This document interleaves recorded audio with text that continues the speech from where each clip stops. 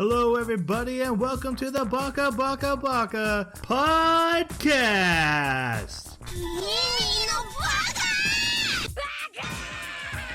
Baka. It's amazing how every time you open your mouth, you prove you're an idiot. Hello, everybody, and welcome to Baka. We are an anime podcast where every 2 weeks, if you believe that kind of thing, we make a podcast that we've watched an anime from those 2 weeks. And then we're discussing like a book club. We turn our comment section over to you. Tell us why we're right. Tell us why we're wrong. Tell us what we missed. Really, this is your discussion. We're just getting the ball rolling on this podcast. That is what we do. With a lot of spoilers, but those are later and will be properly flagged, or I will get in trouble. We are talking about the second season of Tower of God. Now, we watched the first season almost exactly 100 episodes ago. It was 99 episodes ago. Episode 104. We watched season 1. It's been 4 years.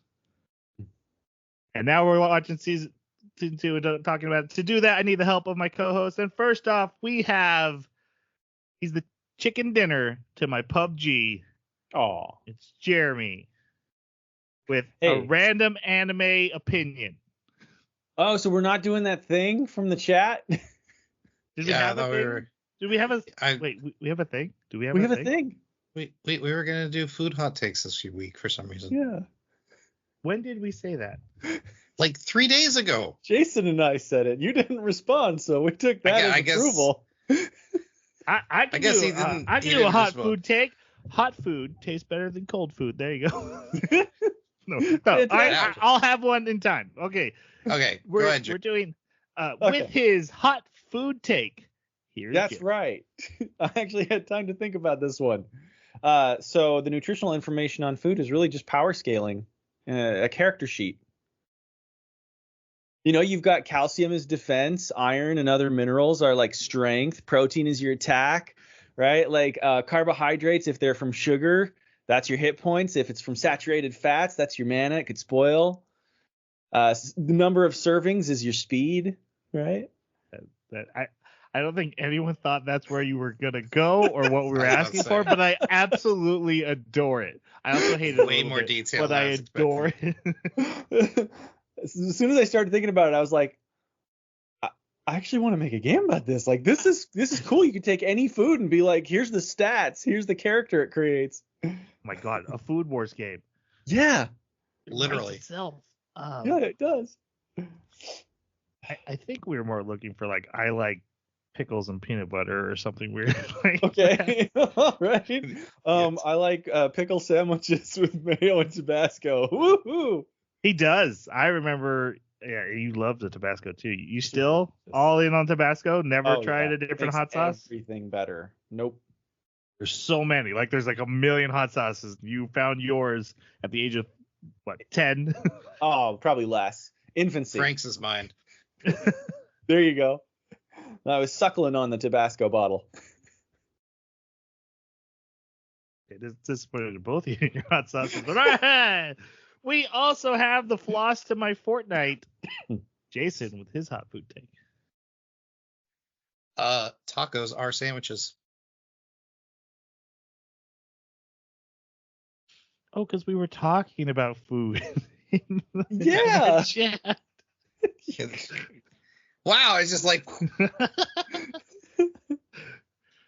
Oh, and if the introduction seems dated, so was season 1 Tower of God, because that's where that came from. I just repeated it.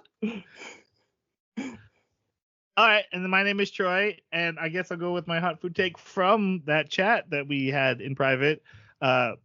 Soup is a beverage with extra steps and never deserves to be more than just a side. Ramen, you are the exception. Because really, you're a bowl full of noodles with delicious beverage with it. But that's what pho is. Never mind. I thought it was faux. Pho. Whatever. I feel like faux is more brothy, but to be honest, I've never actually had it, and I don't want to. So is pho and egg foo young the same thing? No. Oh, okay. In fact, I think egg foo young, isn't that Chinese? I don't know, but there's a pho in the middle, right? So I thought maybe there was something Uh, similar. no. Pho is a Vietnamese dish. Oh, okay. This is not a hot take, but guys, I've had to finally accept that I don't like curry. I'm not a fan either. I can't be friends with you anymore. I want to like curry, and I keep Oh. forgetting that I don't like it, and I keep making it, and I'm like, all right, curry, yeah. And then I eat it, and I'm like, oh no, I meant pad thai. I like pad thai a lot. Okay, And I always so think the same. got to be real specific here. Are you talking all curries? Are we talking Japanese curries? Are we talking Indian curries? Are we talking In Thai curry. curries? Indian curries. Indian Yellow curries. and Okay. red. Mm-hmm. But what about like a Thai red curry? Never had it. So delicious, Mm, especially with brown rice. is it made with coconut? I think it's the coconut that doesn't work for me. It depends on where the place you go. Hey, let's talk about this anime. How much Do we have to? Don't. It's why they Come on, press it's not play. that bad. It's not. We're talking about season 2, Tower of God. Let's give our non-spoiler reviews. Jeremy, this was your pick, so go ahead and let us know what you think. I liked season 1 more. I'll say that right out the bat. Season 2 is a little bit slow, and it has been 4 years, like you said, so I don't remember a lot.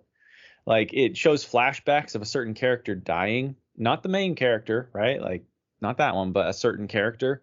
And I was like, did someone kill that character? Like, how did they die? I didn't remember it all. I totally misremembered. I had to go back and actually look it up to figure out what had happened. So some of that distance in time is going to affect our perception of this season. I know it did mine. It's going to your guys's too, of course. 100%. Yep. So it didn't land real great, but I did enjoy. Like, I like the world. There's something intriguing about how different everybody looks. Like, the variety of character design is just insane. It's almost like maybe 2 or 3 humans in a batch, and then everybody else is like a human with some kind of weird appendage or centipede tail sticking out of their neck or something. And I don't know, stuff like that always intrigues me because I want to know more about that world. They don't really tell you more about that world, which is unfortunate, but I don't know. I'm interested. I want to see where it goes. Overall, it's okay, but yeah, I don't know if I can recommend it. All right, Jason, your thoughts? I didn't have a good time with this one, and I think there's a big problem with the bloat of characters. And so there comes a point in longer running anime where if you have too many characters, you start to stop caring about a vast majority of them because you can only care about so many, right? And some anime solve this problem by Jason, I might actually need to hold you there for a second because just getting a report, the anime is now adding another character, and so we're going to need to wait for them to be introduced. It's been 5 minutes, and so yes, a new main character is joining the story. All right, go ahead, finish up. So yeah, the other anime seem to solve this problem by killing them off, or they leave the group for an extended period of time or something like that. ReZero did a really great job. Another real big problem this anime has is that it doesn't treat its world like a character. So like in Danmachi, the dungeon, it's similar but inverted, right? They go down instead of up. Mm-hmm. But the dungeon in every season is very much its own character. Like, we learn more about it. We learn its attributes. We learn how it does things. We get no information about the tower in this show. We also don't get any information about the outside world outside of the tower. So I don't feel invested in the world. There's too many characters to care about, and I think the story's kind of bland. So I wouldn't recommend it either. I actually agree with both of you. Jeremy, I definitely want to talk about the character designs more in the spoiler section, because I actually agree with you. But, and again, like Jeremy said, 4 years have passed. I barely remember anything. I remember the twist at the end of season 1. I remember the general premise of the tower. I remember, how you had to, what it took to go up, and that's about it. So a lot of stuff. I'm sure if someone like just got done with season 1, some of the stuff will land better as you go into season 2. It didn't for me. This would be the biggest disappointment of the year if the anime Uzumaki didn't currently exist, because that one broke my heart. That I was excited for this season of Tower of God. I gave it a 4 last time. I was ready for more. Uzumaki is the horror anime that was made on HBO Max, and the first episode was like perfect. They're like, oh my god, you can do Ito's horror stories in anime, and then everything after that apparently like production just crashed, and it's all like moving JPEGs. Oh no. For the rest of like the 4 or 5 episodes, whatever it is, and I love the story of Uzumaki. It's one of the scariest things I've ever read, and they ruined it. It's the Spiral one, right? The Spiral horror story. So good. And like again, the first episode is like, oh my god, they're doing it, and then they just Tower of God right behind that. It's not as bad. It clearly went through a studio change. There's a new art style. Budget, I think, I don't know this for sure, but I imagine budget was definitely a major factor. But I was also having trouble with story, the way they were presenting story, where they decided to go with it, and just so many things felt arbitrary and unimportant to get us from an A to a B by the end of this season. I did not enjoy it at all. Yeah, kind of falls in line with some other. No, it anime this year. doesn't. What? I didn't specify.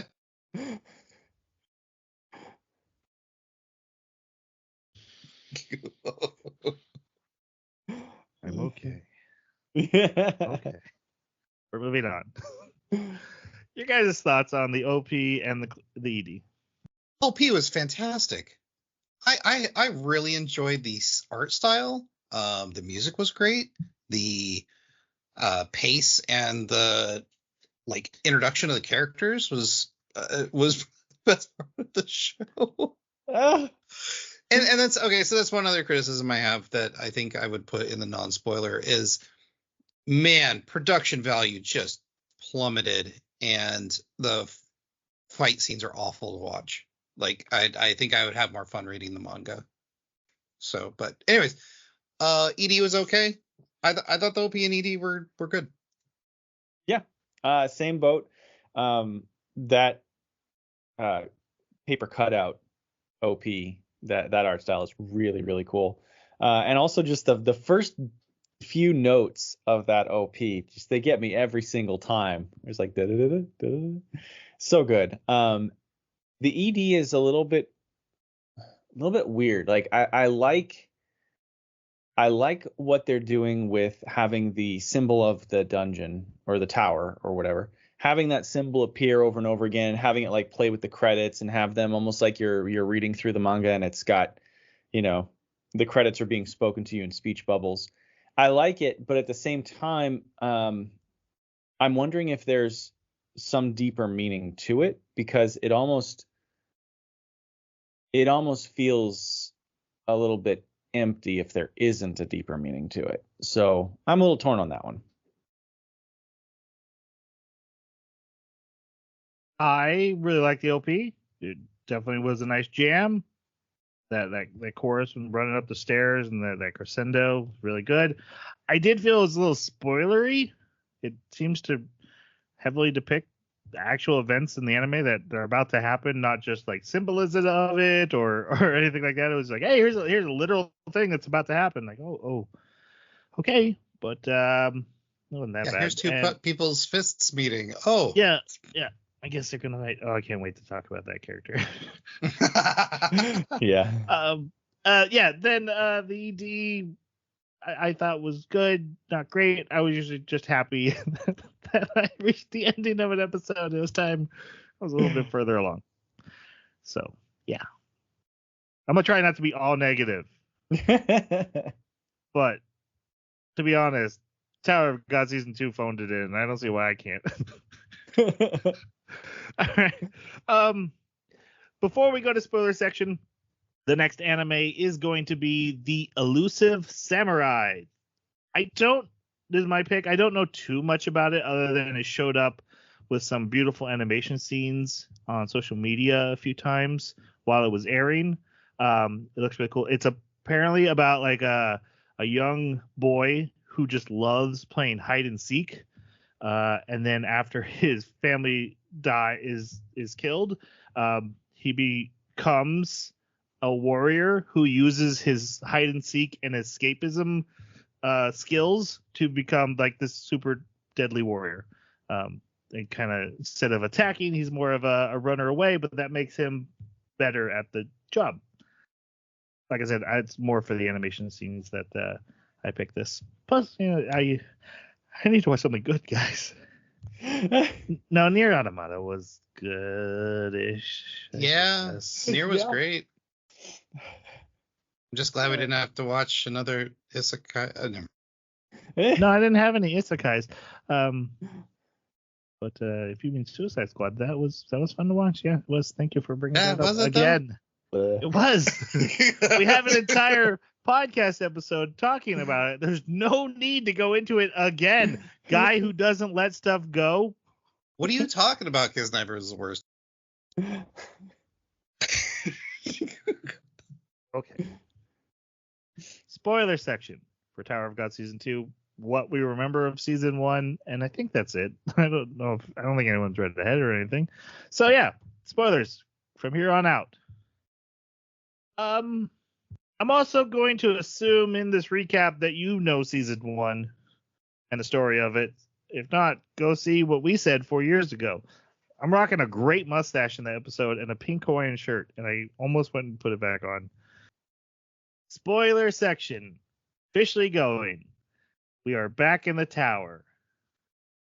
We actually start right where we left off, even though we won't be here very long.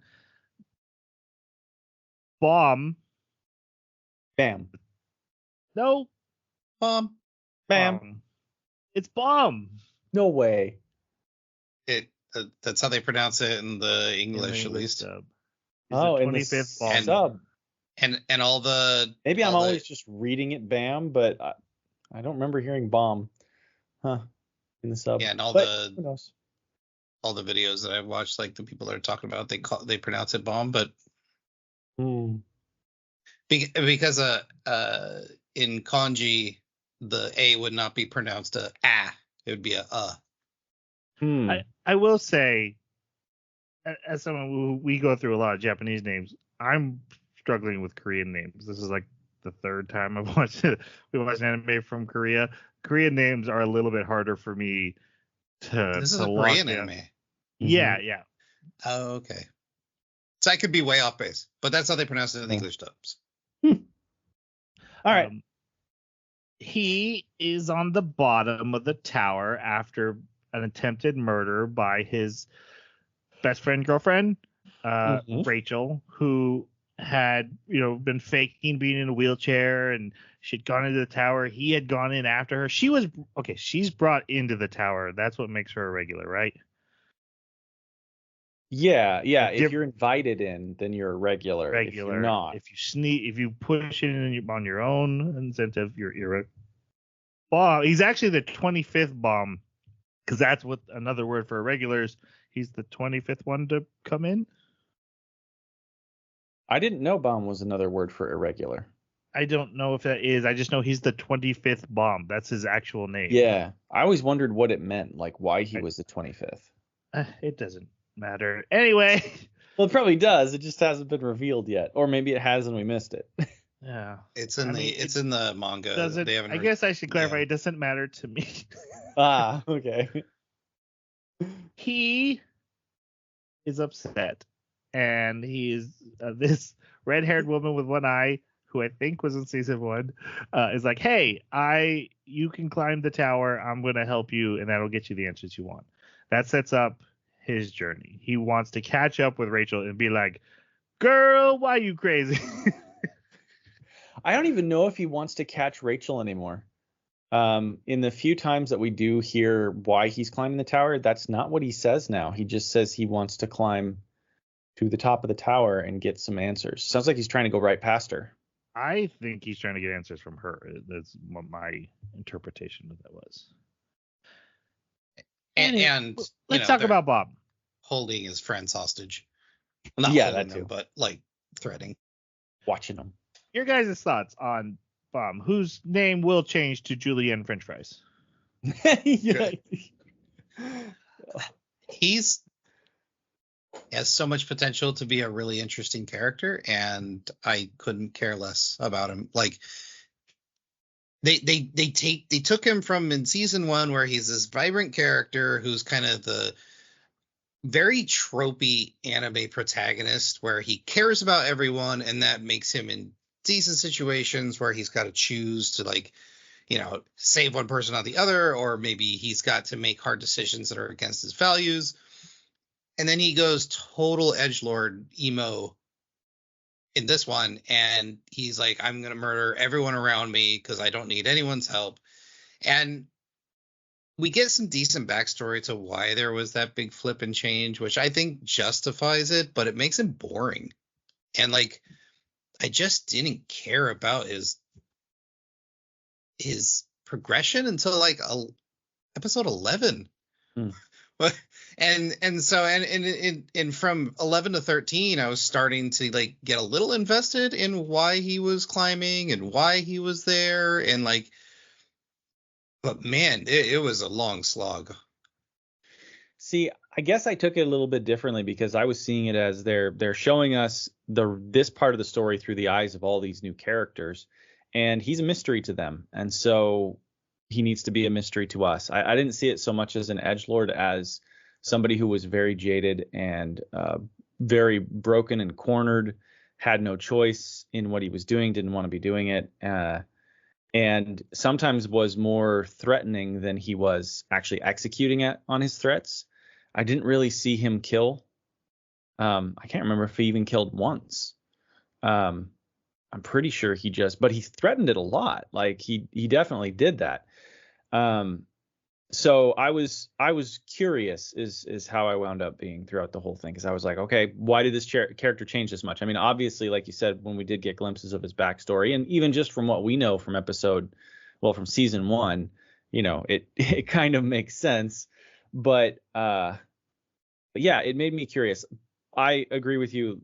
Episodes 11 through 13, it was more about, so this is what he's become. Where's he going to go from here? How's he going to get out of this and return to some semblance of the character that we knew, a likable version of maybe an in-between of the two? And I think that's where they're going. So this is probably just the most difficult period of time for him as a character, like for us to palate that. And something you just said that it really bugged me about the entire story was that everyone was like, I'm going to kill you, or you guys are going to die, or, you know, if we do this thing, we're going to have a bunch of people die. And it's like, I think just the bird died. Like, like nobody commits. And so, like, nobody's actually dead. No. Dude. What? Ramen Kid's dead. Like, they kill people. Oh, okay. Yeah. Okay. Yeah. And Nia's dead. So two out of the 45 new characters that we got. Anyways, it takes the seriousness out of it if I never believe that your fights are going to end in people's demise, and the majority of the demise that we see is off screen. Yeah, or characters telling stories about how their friends died. Yeah, I can kind of agree with that, but at the same time, to me, it came across as the threat was there. In many cases, it was real. Like, there were a lot of characters that would have killed. They just didn't wind up being in having the opportunity to do so. one that did killed quite a bit, but yeah, there were a lot of people that died in that test actually. I actually, I disagree. I think this is a shonen, and I was actually surprised how many people. I was surprised the two people that known characters that actually did die. They killed like a little kid, and I was like, oh, that seems way more dark than what I know. This anime is supposed to be slightly darker, but I still haven't seen it. I see this almost as a Hunter x Hunter clone, like it's trying to be Hunter x Hunter. Which also has some deaths in it. Shonen does kill people. I guess. My thoughts on Bam. I do want to call him Bam. You look at the word; it says Bam. It looks like it says Bam. I do agree with Jeremy.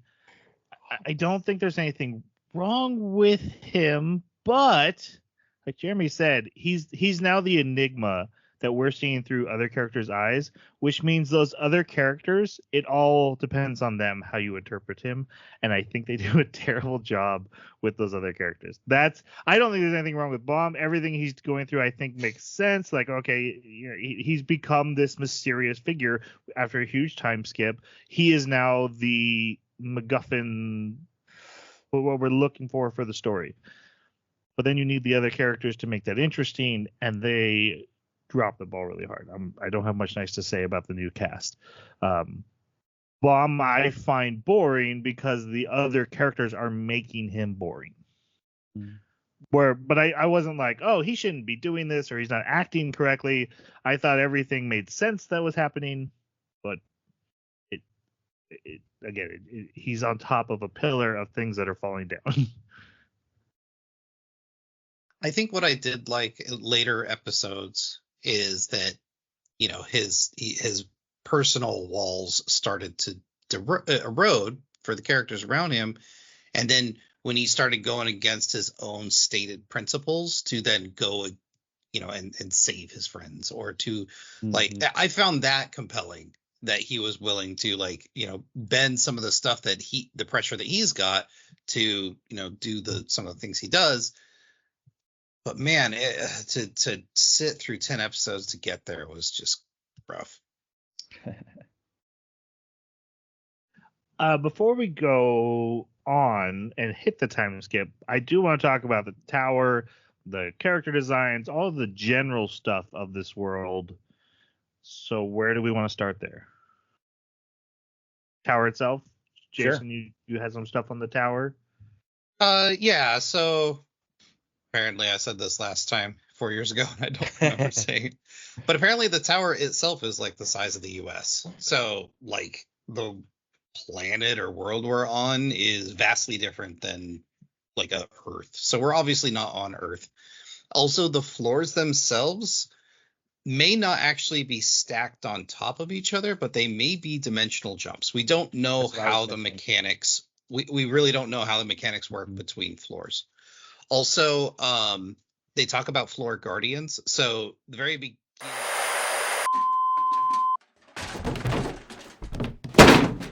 in the party that just to clarify, is any of this going to be spoilers for people who keep watching? Is this stuff they're supposed to know by now? It's not revealed in this season. It's actually like manga. That's what I'm asking. Is someone gonna who's gonna keep watching the anime? Is this not a good time for them to find this out? I'm trying to make it interesting. Honestly, before knowing this stuff, I just did not even want to record this episode. Like, this was such a boring anime for me. If it's gonna be revealed in the anime for someone who someone decided to watch season 1 and then maybe they hear our review and say, okay, I'm just gonna read the manga, but now we did drop a spoiler warning for this season. All right, so Jason just revealed to us a ton of lore, but it was also super spoilery. It was good for us to know for context, but it's not anything we can play in the podcast itself. So he's climbing the tower. He's been reprimanded. No. punishments have been doled out. It doesn't really change anything about the season because again we're reviewing what's in this thing. There is interesting lore, which for me the tower is an interesting concept. I love. Is it though? Yeah. Yes. When it started, especially because I took it more as like almost this battle royale. It's like a tournament thing. You keep fighting and going, and people are losing and dying and whittling down, and you go up and up and up. And that's not what it is. But still, it's an interesting concept on its own. My issue with it, my biggest issues with it, is that it's like the last of the shampoo, and you keep pouring water in, and soon you really just it's not doing anything anymore. There's a TV news station. There's a hospital on floor a chat bot. 29. There's a social media. The hospital one got me. I'm like, so a doctor did 28 tests, got to floor 29 and said, I'm going to set up a practice here. Yeah. It de-magifies the world when you also have televisions and video games and news stations, and then it's like, oh, I've reached this level where there are apartments and hospitals and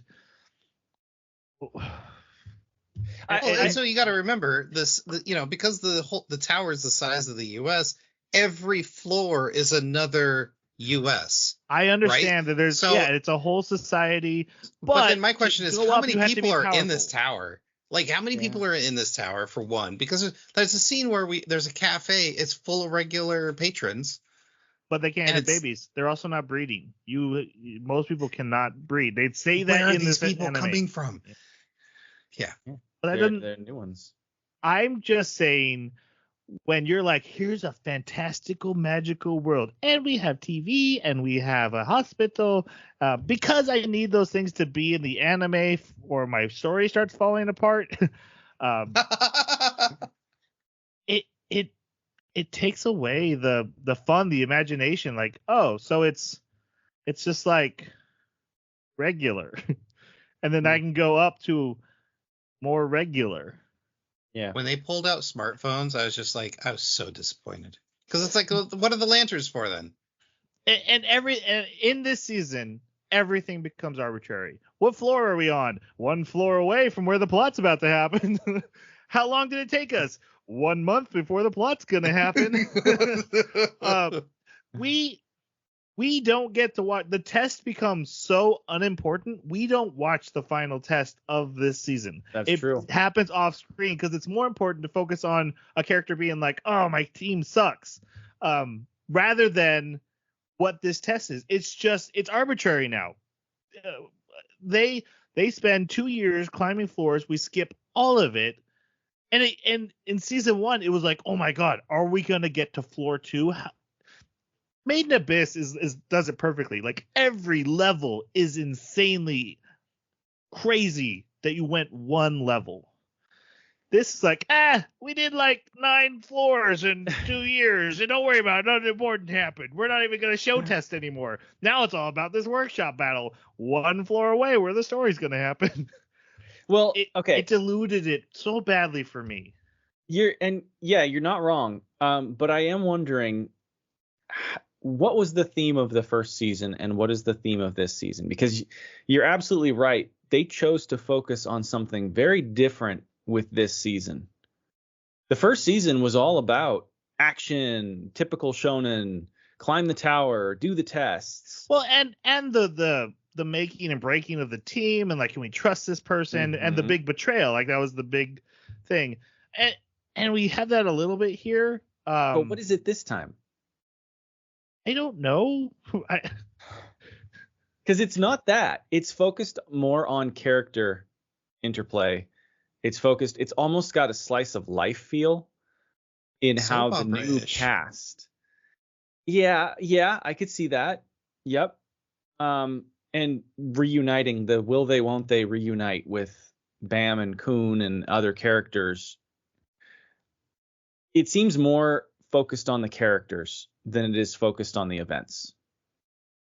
But But I don't think it do that works. well. Right. Yeah, I don't necessarily think it works, but I think they're going for something different. And it's not my preference. I actually prefer the action. If you're going to do characters, they have to be a lot more interesting. But yeah, I think they were trying to focus on something different.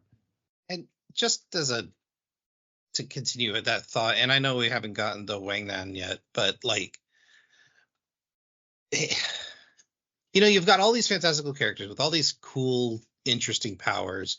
And then you got a guy that, I can summon a Yu-Gi-Oh arm disc full of bombs, full of Pokeballs. but it's a limited inventory of bombs. Mm-hmm. So then when I run out of bombs, I'm just a dude. And it's just like, okay, what is maybe happening? Say that for when we talk about the character in 2 seconds, but I don't know. You do you, man. It's just why do we have a format? I don't even know. Let's just people. What did you think of the ending? It was terrible. No, no, it's just like I know we're about to talk about him, but like I'm very disappointed because there's another character that like she does not seem to have any powers. She's just there, and it's like, why? 2 of them. Yeah.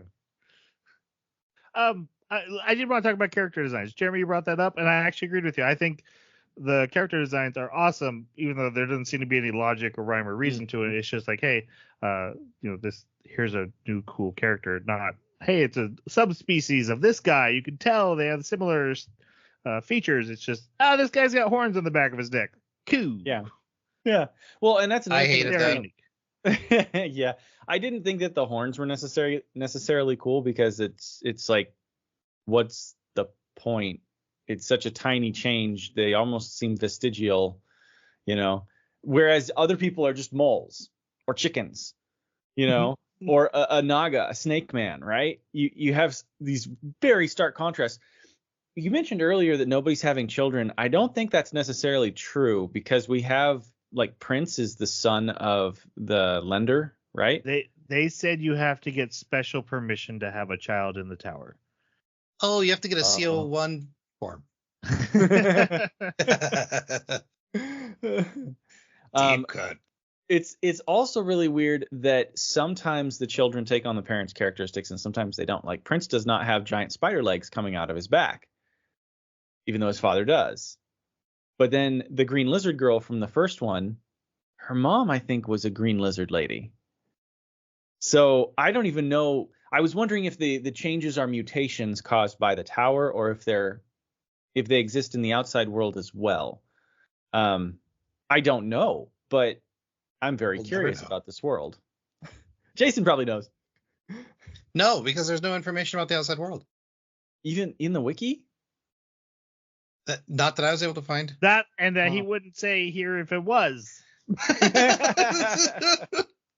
Like if a certain character never mind.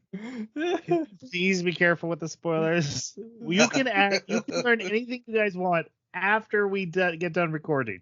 We need to be on the same footing as the audience. Yeah. Kind of. Okay.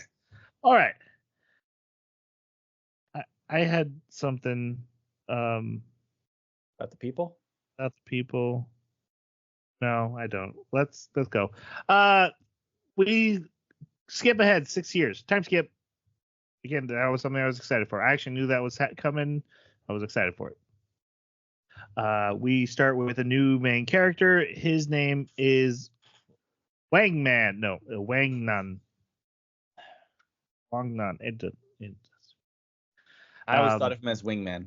Yep. He is on the 20th floor, which apparently is a huge stopping point for many people due to there's now you have to pay to take the test on this floor with money.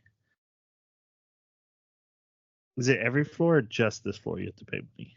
I think it sounded like it was just 20. Yeah. Mm-hmm. It's kind of like a filter floor. Yep. I hate that. I hate that so much. The administrators have to get paid somehow. Do they? They're collecting taxes on floor 20. Do they have to collect it? Because what do they need money for? No idea. Why is there an economy? And every floor has to have its own economy. It does not matter. Your guys' thoughts on Wang. He's basically the Krillin of this show. Oh no. Oh god, I can't wait till we get Dragon Ball off this podcast. There's a new character. Krillin's coming. It's coming. It's coming. No, break the fourth wall. I couldn't stand this character. He was like a discount Bakugo, but worse.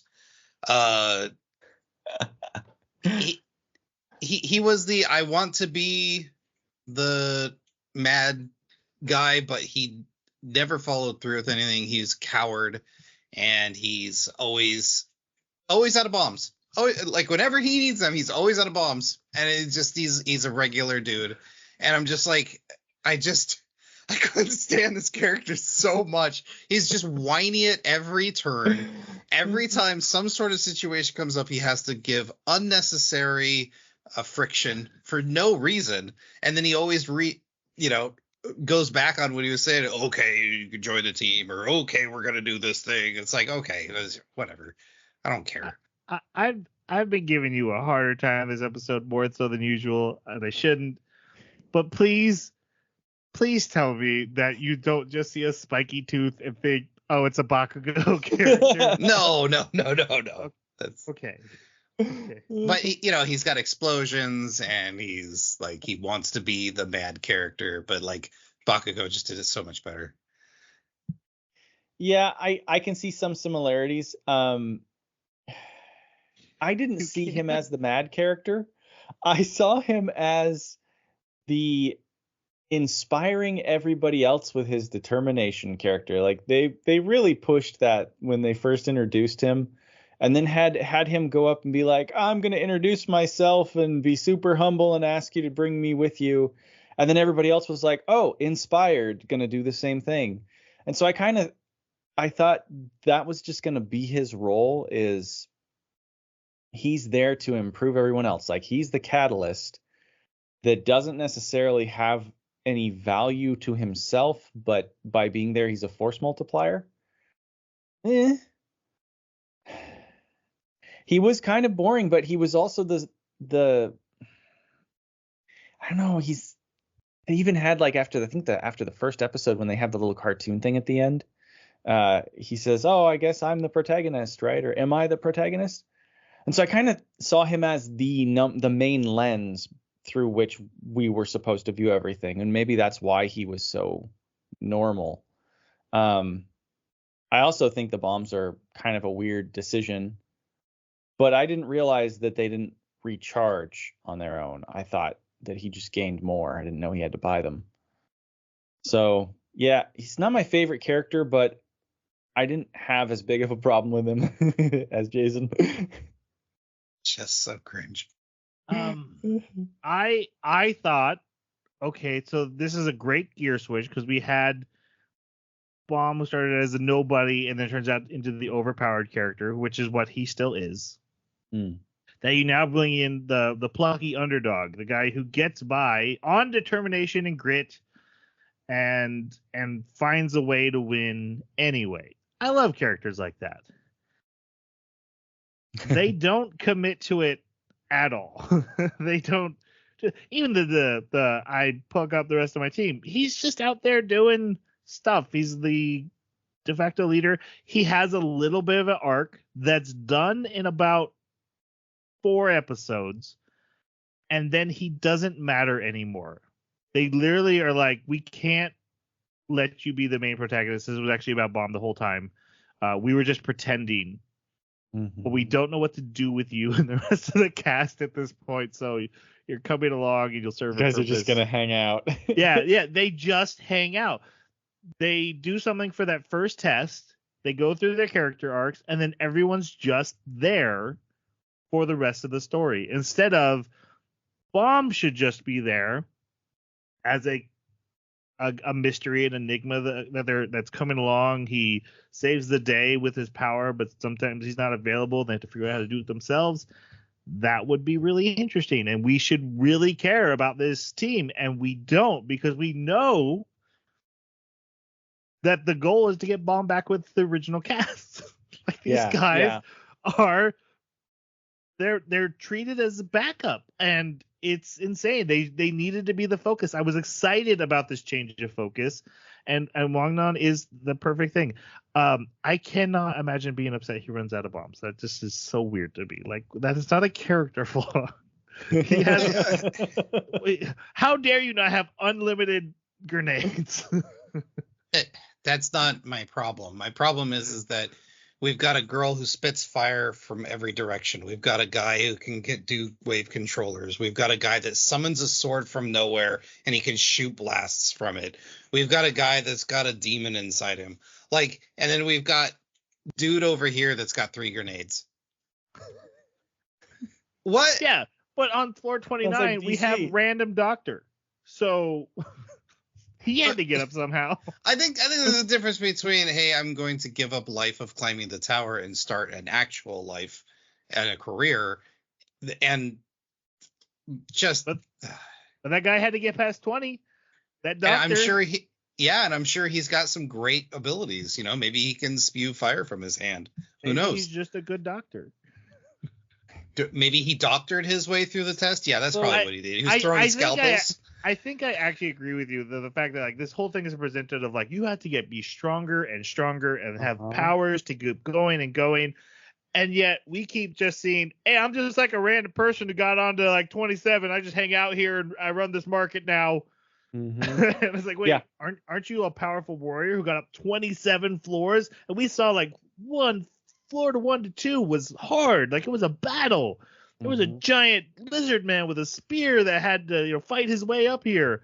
And you're just like, yeah, I run a market, and I'm like a mole, like a mole man. I can dig stuff. I live in a tent city now. Yeah, it wants to have everything, and all its ideas clash.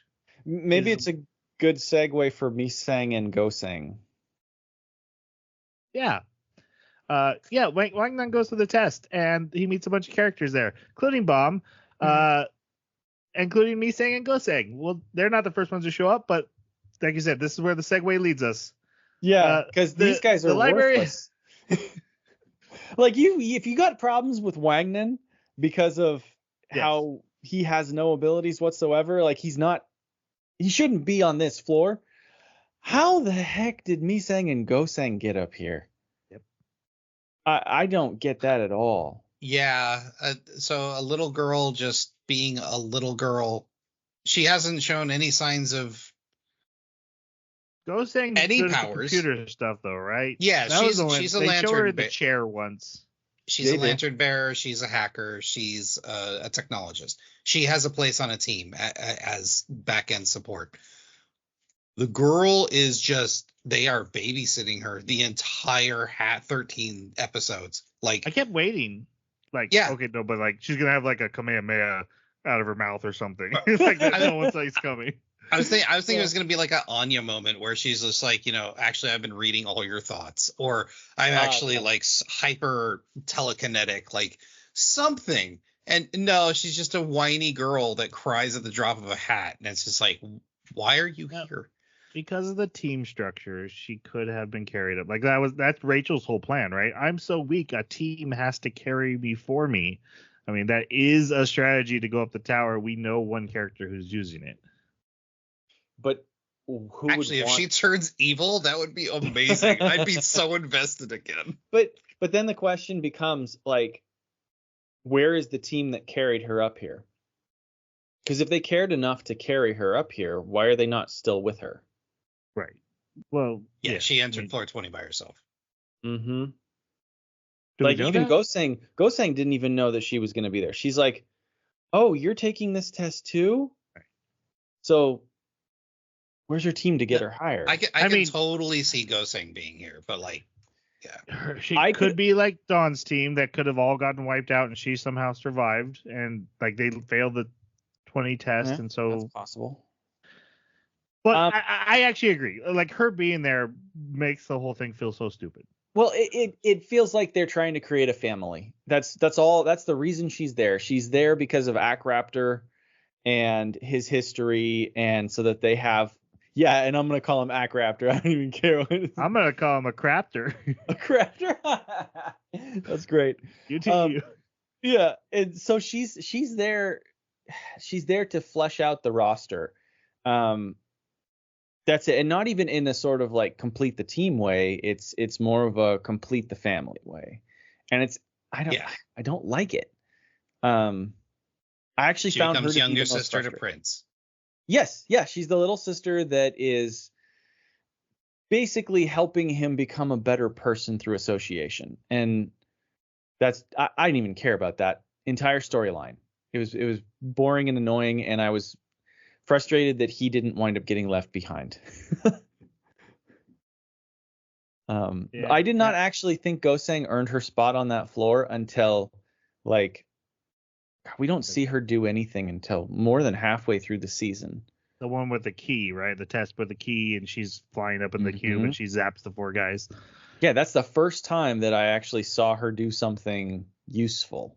Up till then, she's just cowering in a corner. So yeah, I kept waiting for twist for both these characters. They're like, oh no, but there's gonna be a thing, evil something. Nope. All right. Well, they did say that lanterns were expensive, and she may not have been able to get one until Bomb bought one for her. I mean, that could be but we don't know. That's the problem. We don't know. They don't. All right. I think we all agree. Let's talk about Kong. I thought he was cool. I thought he had a decent backstory. I kind of like where they went with him, and like his reasoning for leaving the party later was probably the best reasoning I've heard when a character leaves their party. Like I was like, that was good. Like even if I disagree with some of the steps that he made logically, I can see his logical thinking. And like I'm going, that was probably the best like monologue before leaving a team. Yeah, and him and his brother and their power, where they came from, their backstory, probably the most interesting thing about this show. Yeah, I liked him. It was very typical shonen backstory. The 2 brothers that aren't really brothers that are special, the only 2 that exist in the tower and separated, gonna come back together. It's a nice repetition of even just the relationship between Kun and Bam, but it felt a little bit tropey. What I really liked about him was his ability. I love that emoji over his shoulder that just keeps changing, and he can turn it into a fireball if he wants more strength, or a shield if he needs. That is just so great. I love it. It's like watching a video game class just kind of play out in an anime. It's better than watching isekai computer screens. Because those are always annoying, right? But this had the same flavor, but it fit in the world and therefore became interesting. As far as the character goes, he was rather dull, but that was kind of needed for how the other characters were. They were too normal. It gave him an edge, something that he was hiding, and that made him a little more interesting. I also wish we knew more about the demon. I think that would have made him cooler. Mm-hmm. So like, they put the demon in me. The what? What is that? What does that mean? Half a demon, by the way. No, not the whole demon. Just half. Do we have those running around? Is that a race? Is that okay? Whatever. Anyway, I enjoyed the gentle giant trope. I do think the character design is very cool and the way his power works. It does kind of bring up for me the whole magic system, which I've mostly forgotten any of the rules for, and from what I do remember, it was pretty random anyway. And now at this point, not understanding any of it, I'm just like, sure, yeah, he can. Yeah, of course, there's a guy whose arm just turns into a big energy punch. Yeah, and everyone's just like, yeah, we understand that. Yes. Oh yeah, that guy, he's got 5 floating boxes. Ooh, my goodness. That guy's frozen. Cool. She shoots fire. Just do whatever you want. It doesn't even matter. That guy has bombs. This guy has bombs. At least he has to go to the market and buy bombs. I understand. I don't understand why they're so effective against one certain character all of a sudden. Exactly. Yeah. That upset me so much that all of a sudden he took down Bomb in one hit, and then the rest of the time he's just absolutely useless. Anyways, we're not talking about that character. I wanted them to explain that. Why was Bomb weak to that? So there was a flashback that Bomb was having at the moment that he was throwing them. I don't think the bombs were particularly effective. I think Bomb became vulnerable. Yeah. Fine. But when you have this random magic maybe system... it's because bombs go bam. Yeah. But it just comes back to I don't understand the magic system enough to know, wait, should that have happened? Does that make sense in the rules of what we've established to have happened? And again, partially that's on me. Okay, I forgot the rules. Whatever. I mean, anytime you step in and watch season 2 without watching season 1, you're gonna have complaints about how systems work. Right. So yeah, 4 years is a long time. From what I remember, though, it's the energy of the tower, right? But they're still basically just saying, I can do whatever I want with it. I have fire powers because we need a fire power character. It's almost like Fire Force, where they're like, hey, everything's fire, but this guy does music magic, and this guy does gun magic. Yeah, this guy has gun magic, but it's fire, we promise. And you just said fire while making any random power you wanted, and that was very much here, right? You can do whatever you want, whatever is cool for the character design, and then we'll just say wave control. Yes. It almost was like the Force. Nope, that has very clearly defined rules. Hater. All right, so time travel. Yeah, exactly. Sorry, I didn't mean to derail. Portals. Different. Force time. Okay, so we see Wong go to take a test, and he fails immediately because of another character we're gonna meet later who set everyone on fire. While he's recovering, a loan shark comes to collect his debts and offers him to sell his organs to pay it off. And he's like, no, I'm going to get off this floor. So he takes, after hanging out with the ramen kid who brings him ramen, he goes to the next test, and he walks in, and it's Bomb there, and he realizes Bomb has already defeated everyone who's already come in. So instead of even trying to fight, he goes into talkie mode, and he's like, we should totally be buddies and team up. And then every other person who comes in, he's like, Kong comes in first. He's a huge giant guy. So he's like, oh, we should be buddies. And then a little girl comes in. He's like, well, I can't beat up a little girl. We can be buddies too. And then a lady, well, I can't beat up a lady. So this just keeps happening until eventually an albino guy walks in, or it's albino-ly gray. I love it that he's like, I'm not going to attack all these other people. Lots of reasons. He's like, get this guy. Oh, and this guy's being a jerk too. He's like, I don't want to be on a team with a little kid and a woman. Let's just vote them off. And he's like, well, I vote you off. Smartest thing ever said. Yeah. I agree too. We need to vote with AK Raptor. Yeah. Yes. What do you guys think of the Gray Man? Starring Ryan Gosling. He is all right, but like, is he? Let's do a little experiment. For your understanding of the magic system, what's his power? What's his sword do? It focuses his wave controlling. I hate you, and I wish you weren't on this show. All right, you guys, any thoughts on the AK Raptor that you have?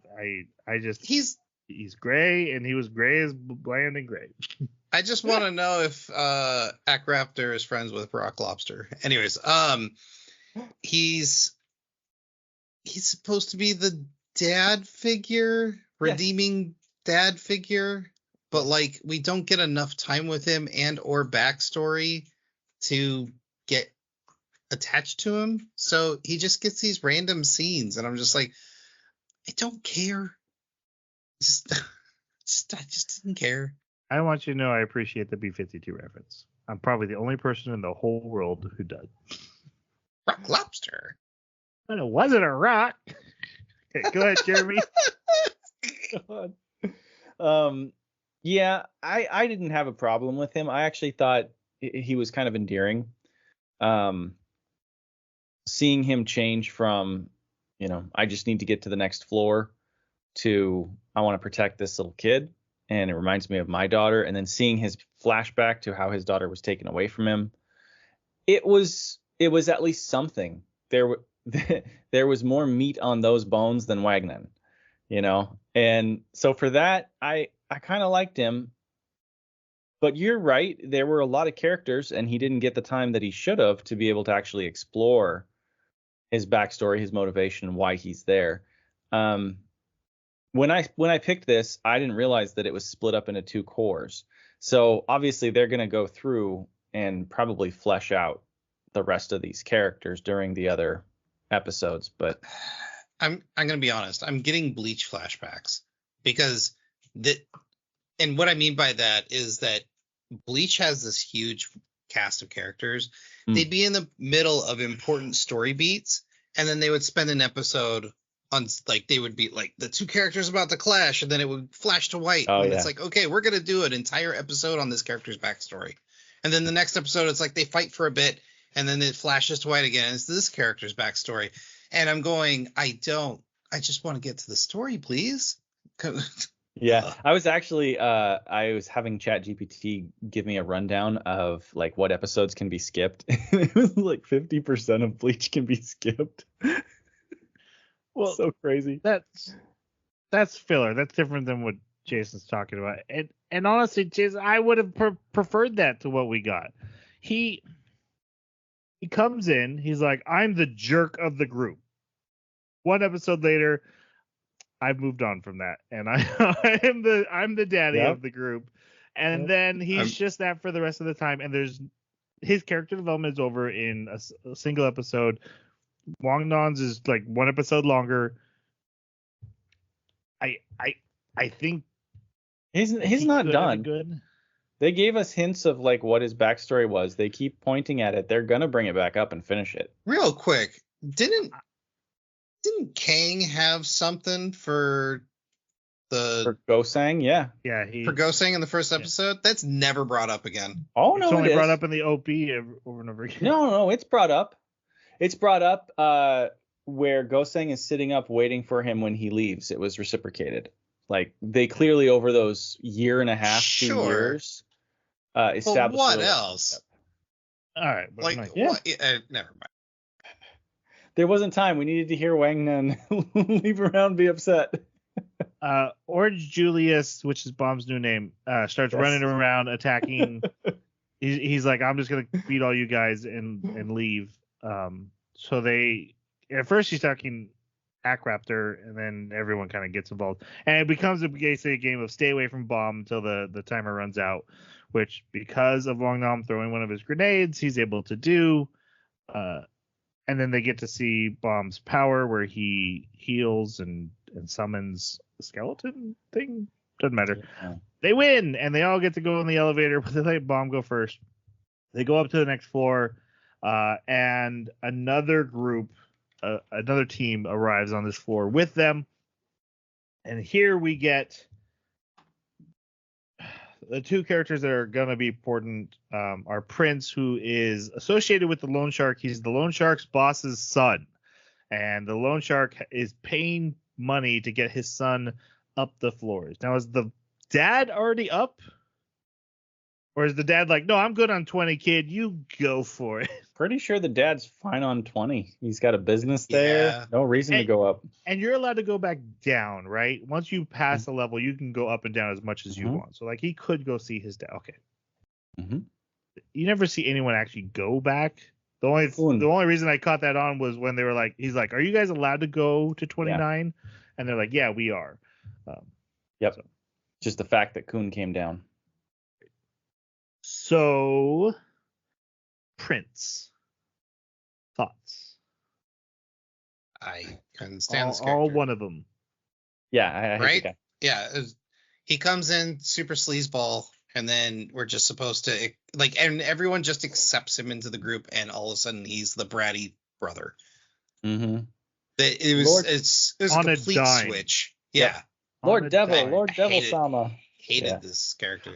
I did like the reason for the switch. I thought that was cool. Like witnessing Kang's awesome power was just like, oh yeah, you're the man, and I'm your number one fan now. But yeah, the complete change. Like he is like, I am evil and villainous child, and then he's like, I'm actually I'm all right.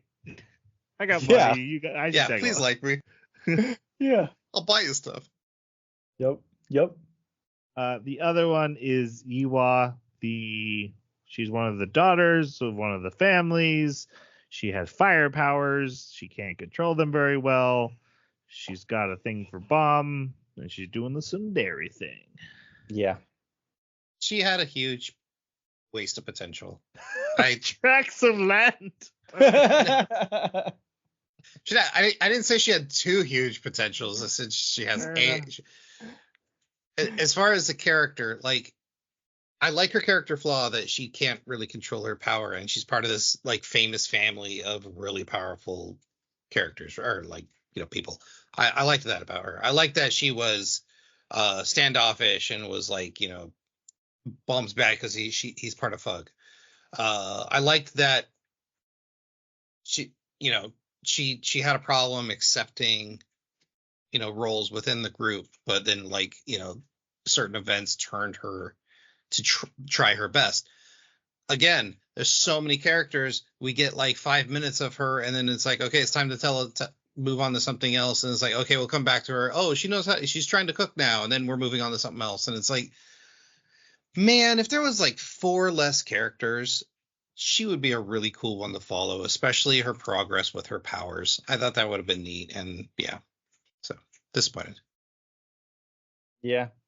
I don't really have anything new to add to that. Could have been done better.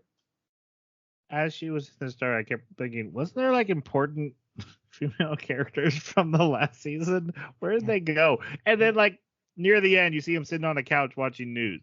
Yeah. And like they're coming back, and I'm like, oh yeah, I don't remember why they're even important now, but Yep.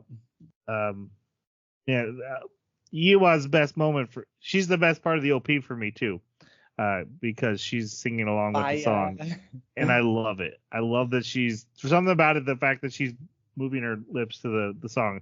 You never see that. You never see that in OP, someone singing. But for the rest of it, I was like,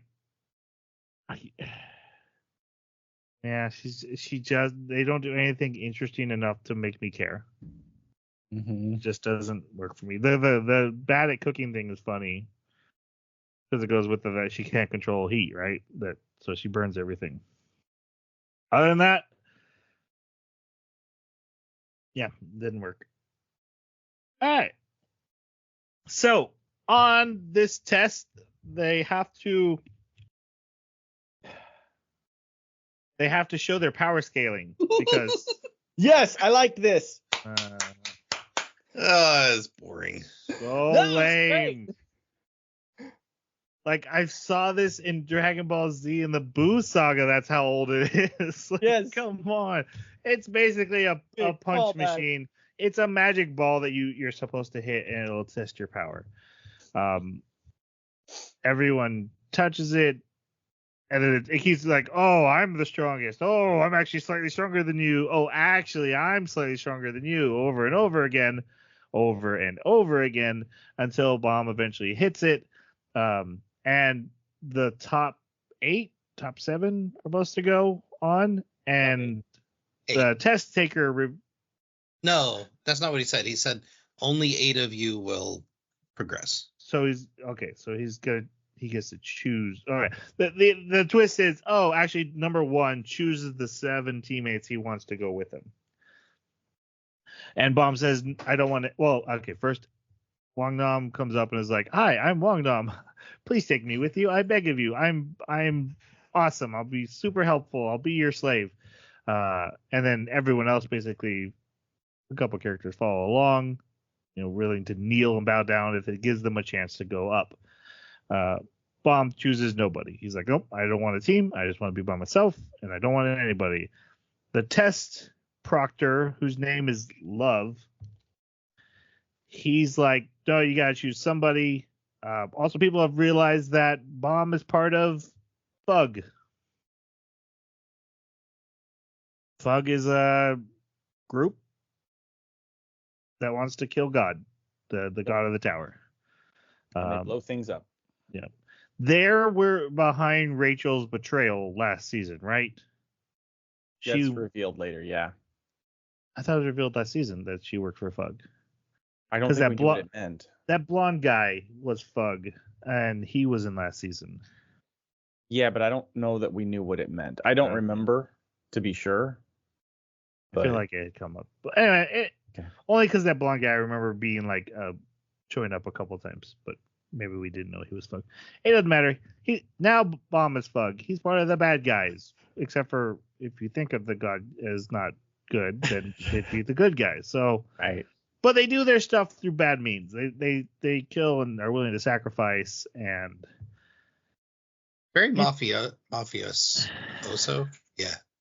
It's confusing because some seem nice and some seem honorable, and then some are like, no, we're actually like starting a cult about this. I'm like, oh, that's a swerve. Okay. Seems very loosely organized, and they have a lot of independence. What do they keep calling him? Slayer candidate. The Slayer candidate. What does that mean? God Slayer. Right, but why would they call that out if they're trying to? So the whole thing is that they're hiding Bomb's identity because he's not a regular. He can be an actual killer. So why would they call him a Slayer candidate if Slayer candidate means someone who can kill God? It completely takes away the reason of changing his name.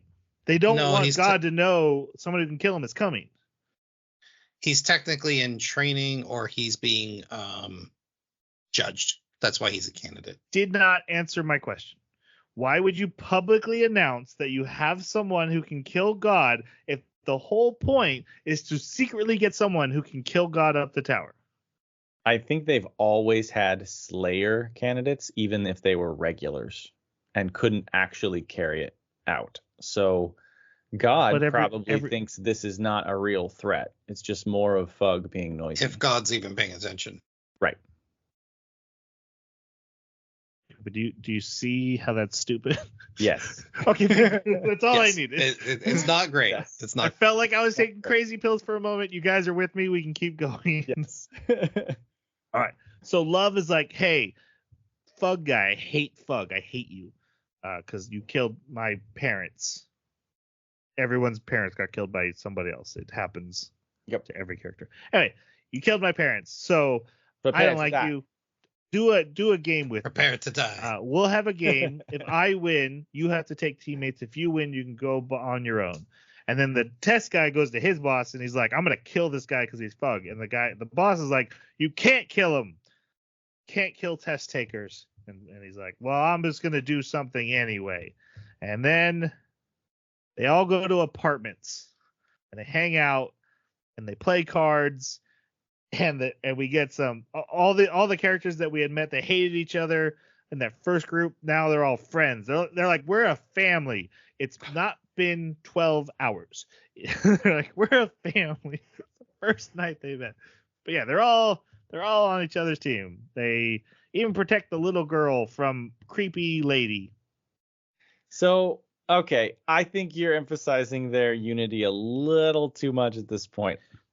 Am I wrong that they said we're a family the first night they're playing cards, less than 12 hours after they met? I remember them saying family in the sub.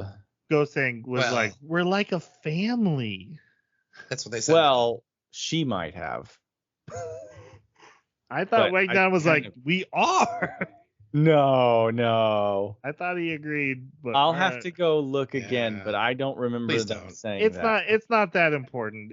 But look, as of this point, that first group is now unified as a team. Sort of. Like they Enough are, for the no, they're not. Because they don't know until after the next test starts whether or not they're even allied enough to let each other in their rooms.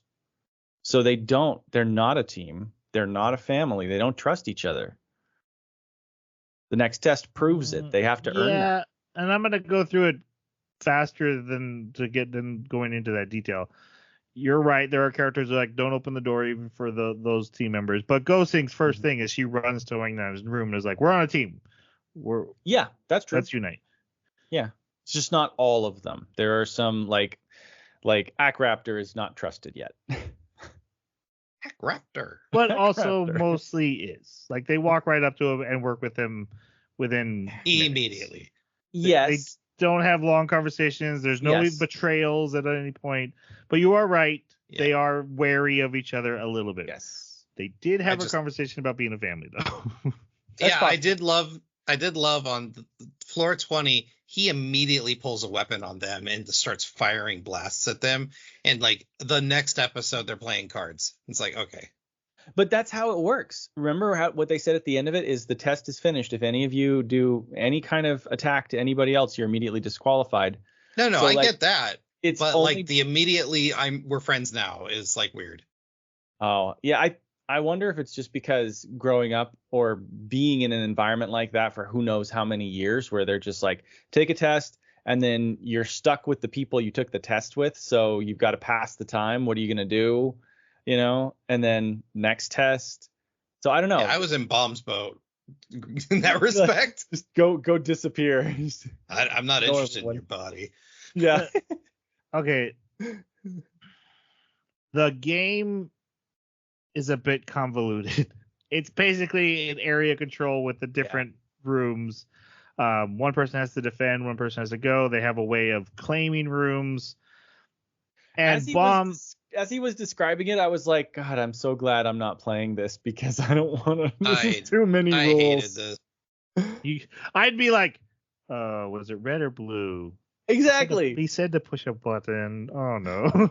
Oh, I disqualified myself. Dang it. Bomb has to go by himself to challenge the test taker to get his thing. And if he does that in time before anyone else is able to win the game, then he can go on alone. Meanwhile, people are betraying Prince and has all his goons and stuff. He hides his remote, but his team ends up betraying him. 2 other random characters show up. I guess they were there, but we never had met them before. I was like, oh, good. 2 more. Good. More characters. I don't have enough room to write your names. Well, they died pretty quick. Kind of. Anyway, the big twist is that the ramen kid who was there actually worked for the loan shark who's also there, and he betrayed Wangnam and gave up Wangnam's room. So Wangnam's team is going to lose because the loan shark who'd been betraying everyone was about to win, and he murders the ramen kid for no reason. For no reason. Yeah. Just to piss off Wangnam. Yep. And the ramen kid had owed the person, the Moodle kid had stayed with, owed the money. It doesn't matter. All right. Bomb goes and he has to catch the remote in midair, but the love is allowed to attack him while it happens, and so they do it twice and he drops it both times, and then they go to the third time and it seems like he's about to lose, but Bomb runs in saying, look, I don't care about winning. Wangman runs in, says, I don't care about winning, please help me stop the loan shark, he sucks, he killed the noodle kid and I'll help you. So Bomb agrees. They go and they kick the butt of all the bad people. I did like the one guy being murdered, the bodyguard being murdered, and then he was actually faking it to get to Prince's thing because Prince had hidden his remote. But they win, and then when Wangnam goes to kill the loan shark, he spares him because he's like, I would have been like you, and I don't want to be. Don't get that at all. Yeah, this is just dumb writing. Yeah, God, you guys do this every time. He beat him. He defeated him. He doesn't want to be a killer. It has nothing to do with the loan shark, whether he deserves to live or die. He was ready to kill competitors in the Yeah. previous test. Killing in as part of killing and killing someone you've beaten and defeated and don't need to kill are two different things. Don't need to. This guy's gonna do it again. He's a loan shark. And he just murdered this little kid. Like That doesn't Like moments ago. It's not about the loan Yeah. shark. Wang Dan doesn't want to kill him. Yeah, I know, and that doesn't make any sense. Like Which makes me hate him more. Some people Yeah. don't want to kill other people. he wanted to in the tests. And then he got over it. That was his arc. Got I don't over it. want to be a killer. I think he would perfectly Dumb happily kill other people in other tests later. And he wanted to kill him. He just had a moment's hesitation at the very last second. Mm-hmm. He decided I don't want to be a killer.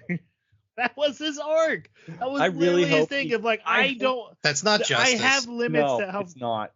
It's I hope not he kills justice. someone It's in not second about course. justice. It's not about the loan shark. It's about Wang Nan. He doesn't want to be a killer. Yeah, it makes him dumb. It Do does. you want to be a killer? Is that something you want to do? He did No, though. but- He wanted to in the tests. And change. He went through a character arc. I don't But think it's not about Okay, me. It's I about him. don't- Yeah.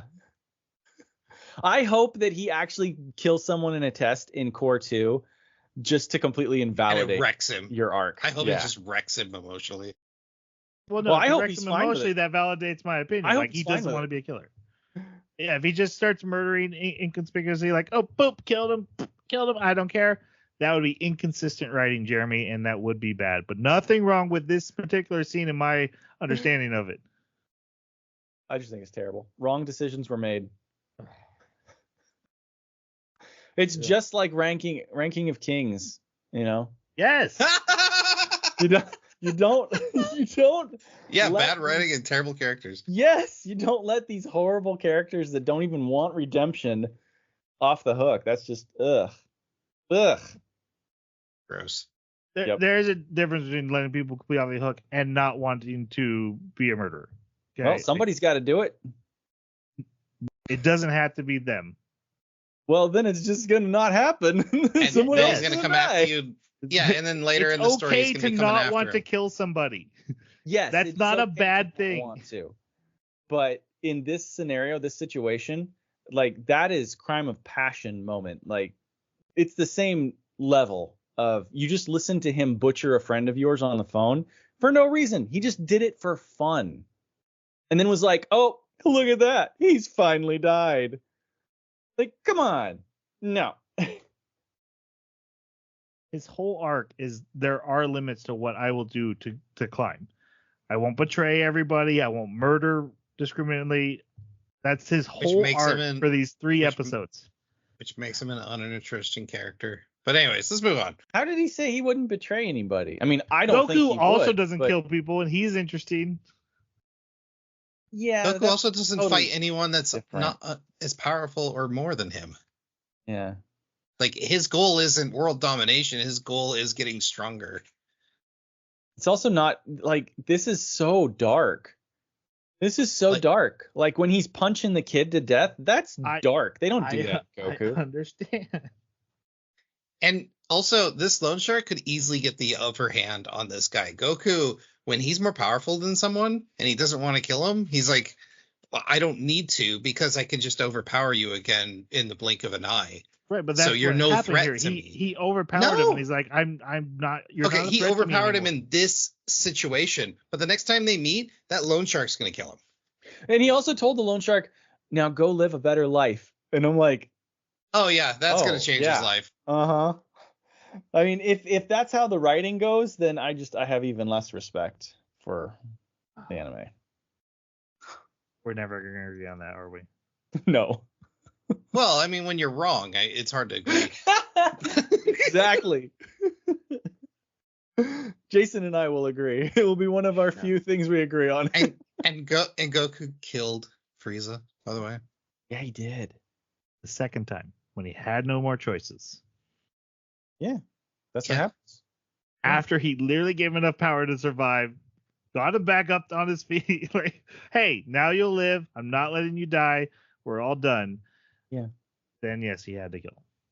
He also let Cell die. Like Goku will kill. He also he's not like, well, no, I have to kill him. He's definitely gonna die. Yeah. That's justice.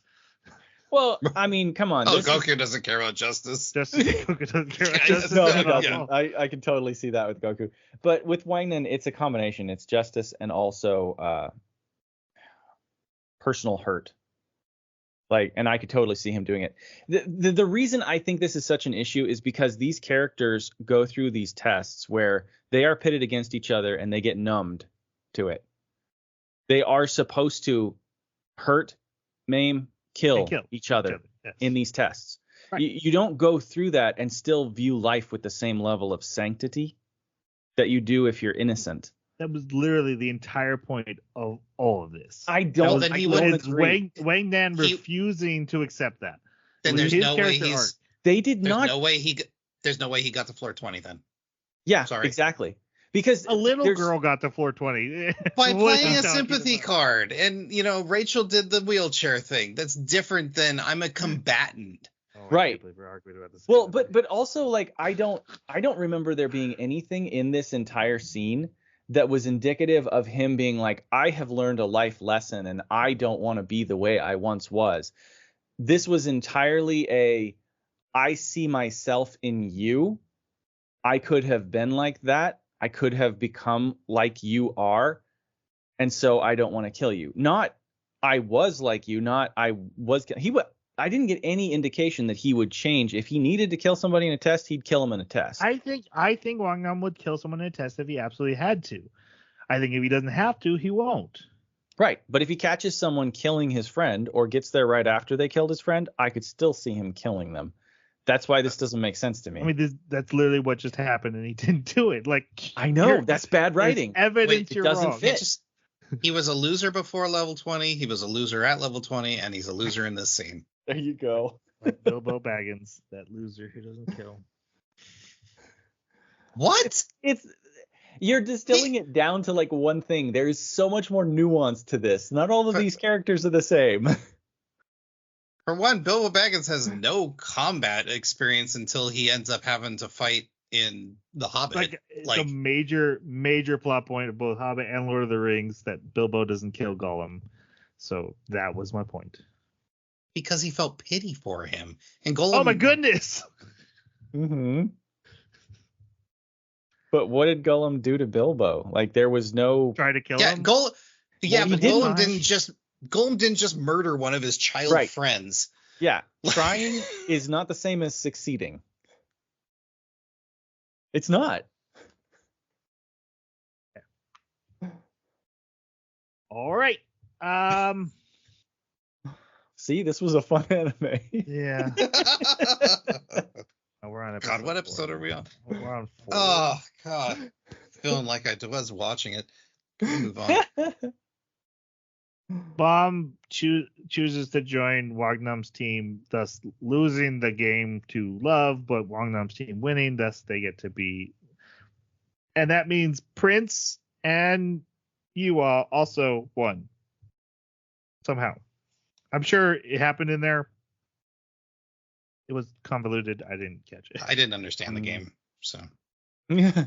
They were all getting rooms. He sucked the thing out of her, the parasite out of Yua.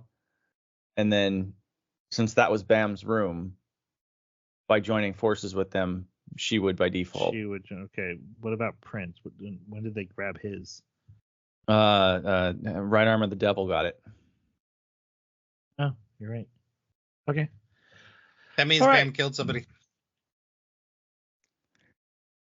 That Bam did. Bam killed multiple people. Yeah, Bam definitely did. Mm-hmm. Just saying. Saying what? It's appropriate in this world. Nothing. Let's just keep moving. It is definitely appropriate to kill. I'm not mad at a character they kill in the test. It's definitely appropriate to kill. Wang Nam went through a character arc and made a personal decision, and that's fine. Okay. Crappy one. You can like Superman and the Punisher separately and say they're both cool. Oh man. Yeah. Maybe if they did a better job with Wangnan, I would agree, but I doubt it. I don't think you would. I think they could make the best well-written character, and you'd be like, no, he should straight up pop them. It's the horns on the back of his neck. That's what makes it bad. Exactly. He's clearly a demon of some kind. Hey, guys, we need to talk about Kun, because it's Kun time. Kun's back. Yep. He's got a new team, for reasons we'll find out in a minute. Your guys' thoughts on Kun in this season? I don't remember a ton about him from the first That's exactly what I was season. Saying. I don't even remember who he was. No, I recognized him in his character design, especially with like the blue thing hanging from his hair. But like, doesn't have.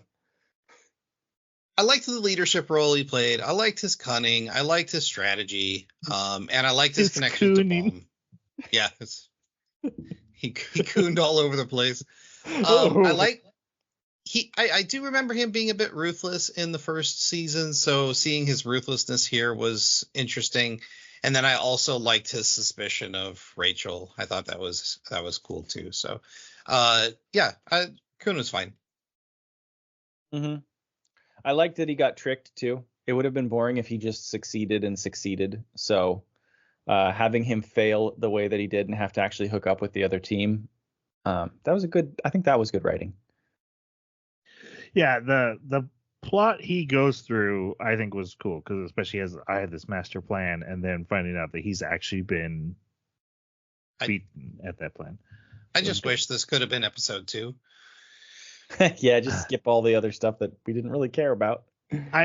What I remember about Kun was that while he was a good guy and he was Bomb's friend, that he was also very manipulative. He had learned Rachel was alive, but kept it a secret because he didn't trust her and didn't want Bomb to know, even though that would be a huge major thing for Bomb to know. So I remember that he's the perfect person for this environment, right? He's willing to backstab and do whatever it takes to win, kill even if he needs to. But he has found this good person in Bomb, and it has kind of brought him up to a higher level, despite the fact that he's willing to play this game dirty. He reminds me of the white hair guy in Hunter x Hunter. Yes. Kill it. Yeah. Something like that. Yeah, that guy. I didn't watch much Hunter x Hunter, but I do remember, I don't know if we can trust this guy. Well, actually, he's the main character's best friend. Okay. I guess we can. Definitely not a Krillin character. No. Oh my God, I think my blood pressure. I think it's going up. All right. He gets a report on the Slayer on the 20th floor, and then we see him going through a recruiting of a new member for his team, whose name is Dawn. Dawn's a speedster. Does he have the Speed Force? He does. I saw the lightning.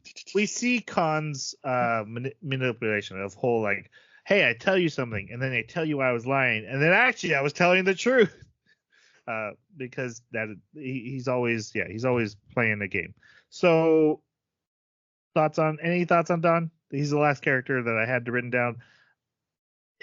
Everyone's so unimportant. It was hard to pick out characters who were important. We could have taken it down to 3, or we could have done all these ones. So, thoughts on Don? Unfortunately, I think Don probably had a bigger role to play, or does going forward. But I think at this point in the story, he just had, for the first 13 episodes, he ends up being a narrative device. And I'm just again, another character I wish they could have spent more time with. I liked him for what they had. Yeah, I liked what happened after he got the stabbins. His personality change afterwards was nice. I also really liked the AI stuff that they were introducing, even though it's not AI, it's clearly something else. The social network chatbot, which he kind of is part of the group that was introducing it.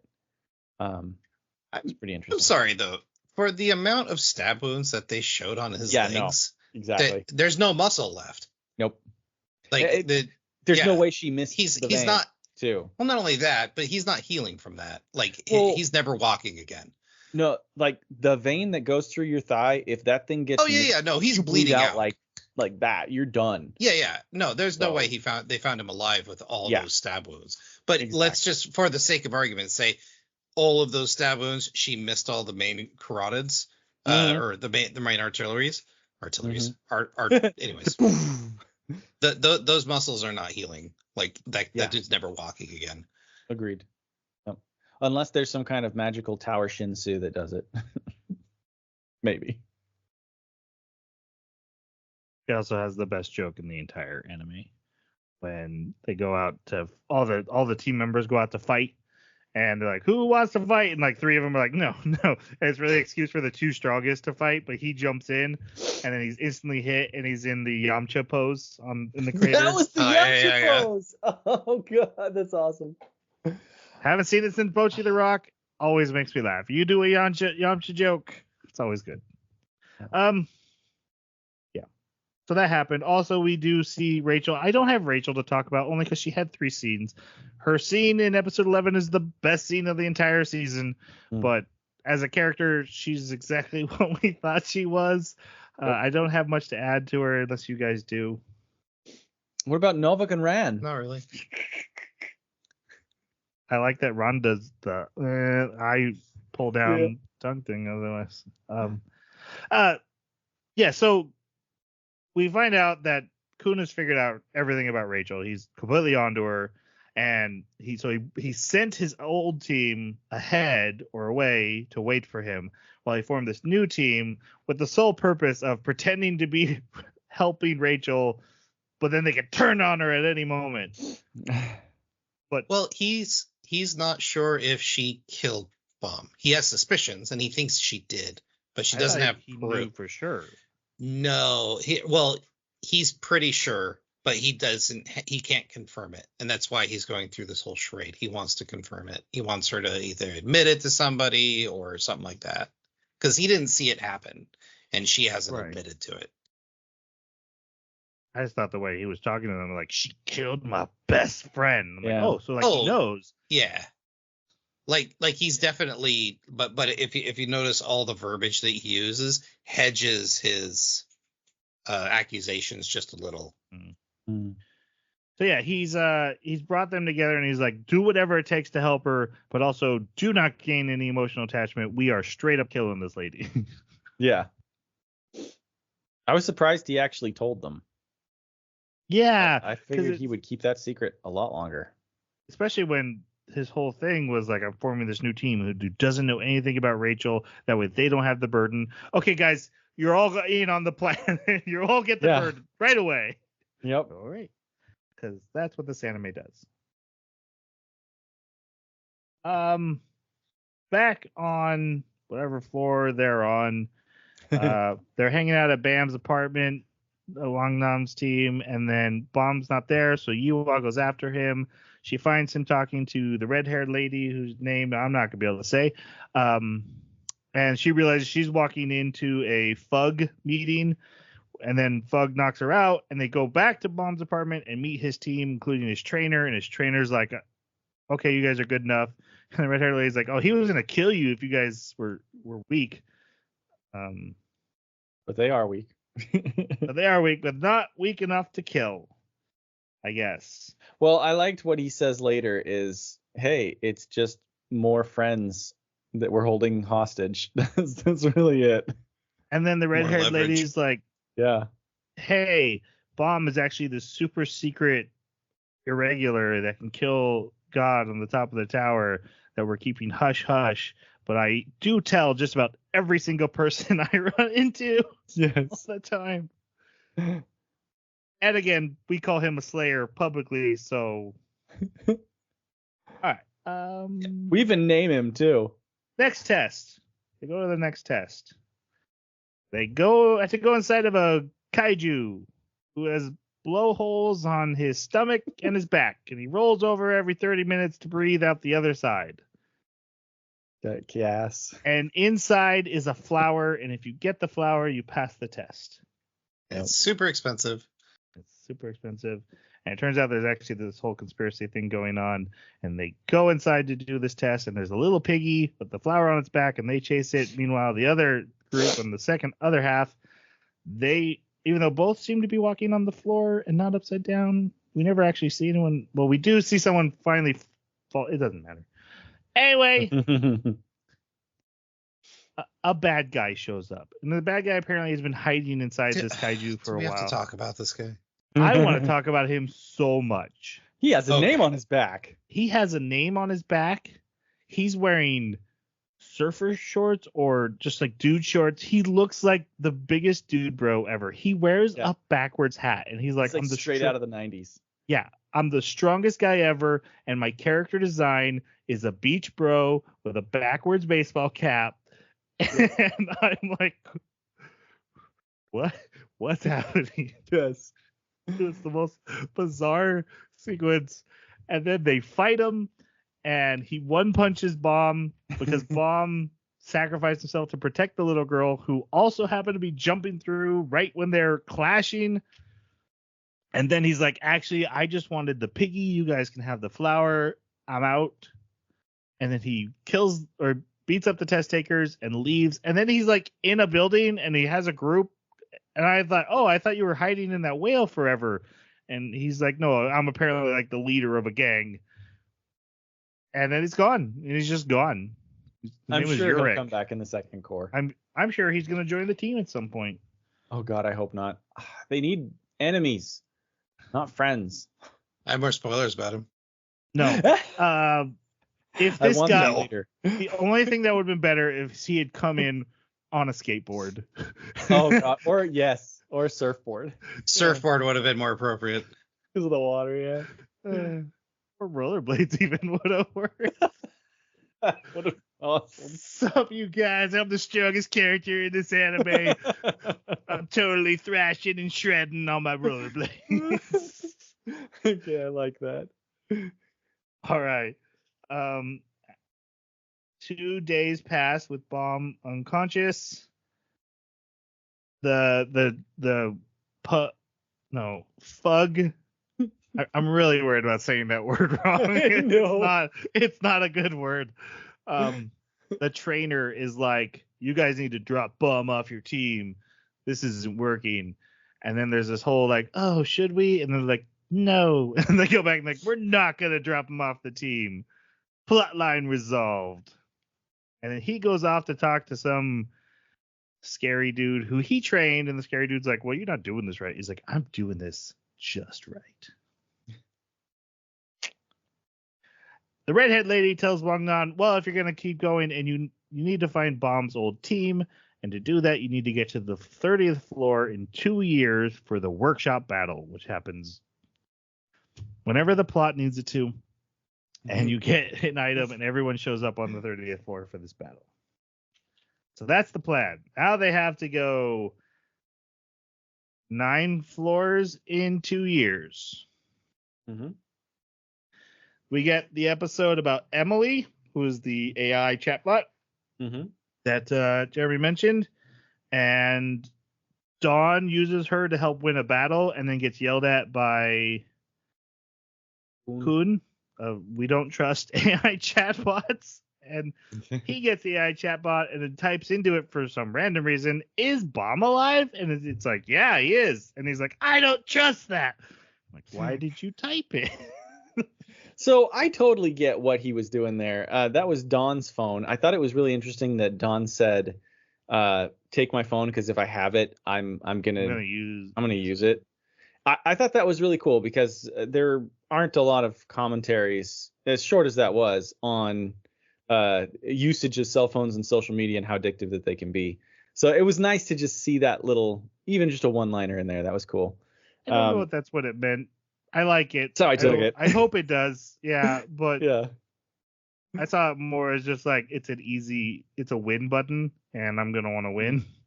Yeah, and you're gonna trust it, and you don't know how reliable it is. Right.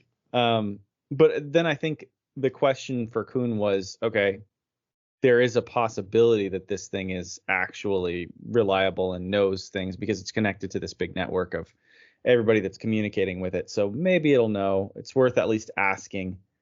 But then you have to wonder, am I just being told what I want to hear? Is the AI BSing me?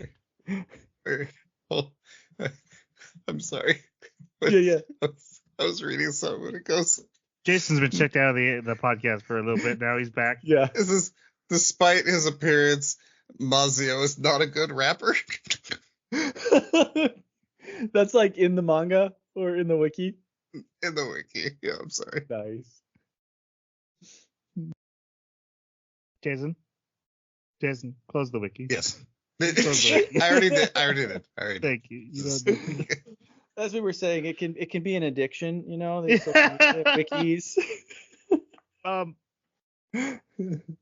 There was also Guangnan's team also passes a test. It doesn't matter. Bomb wins it, and then the guy's like, "I challenge you, Bomb, to a one-on-one fight for the win." And Bomb's like, "No, that's dumb. I've already won." And then Guangnan's like, "I'm super upset about it," and then never comes back up. Nothing happens of it. Nothing's not important.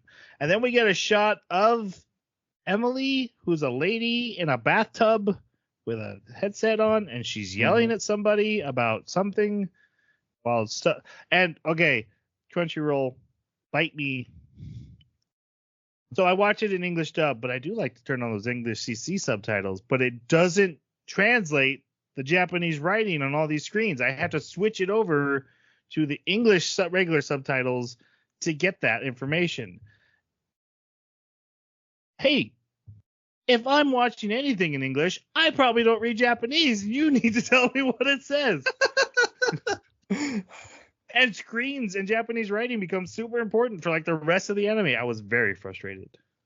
Yeah, they do. And they also don't give you regular subtitles if you put it in English, just so you know. They do translate the written text though, but they won't put out regular subtitles for the rest of the anime. Weird. Not great for note taking. Subtitles are great for note taking. I can spell names correctly. Mm-hmm. And learn names. Someone talks off screen, it'll little in brackets, it'll say their name, and I'm like, oh, I already know their name. I'm ahead of the game.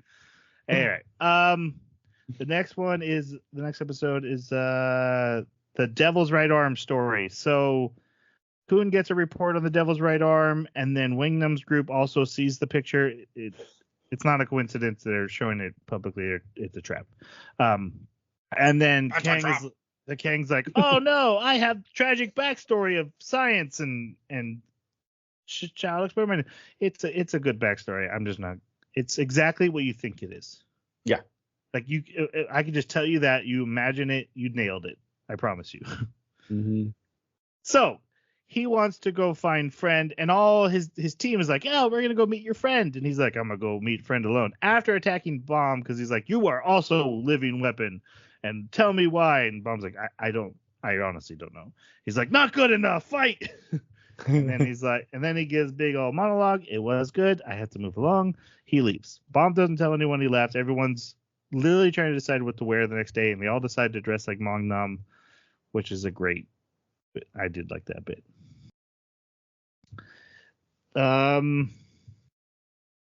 Yeah.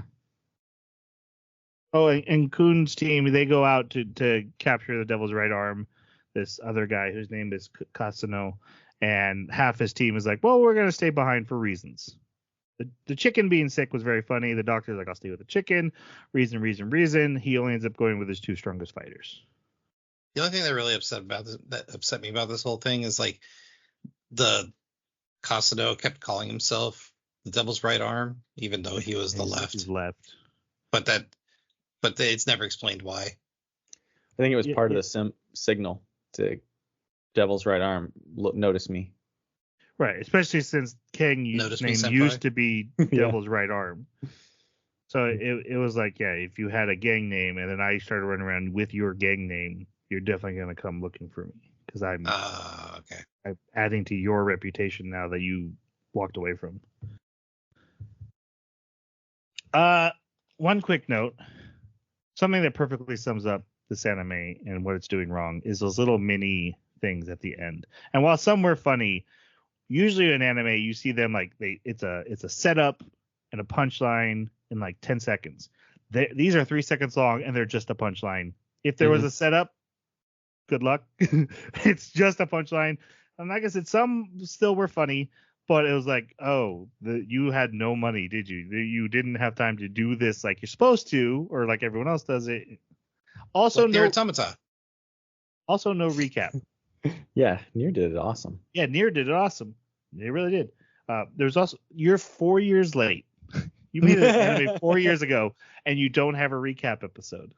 Yeah. Other animes take a week off and release a recap episode. You did 4 years, and we're just like, I'm sure they remember.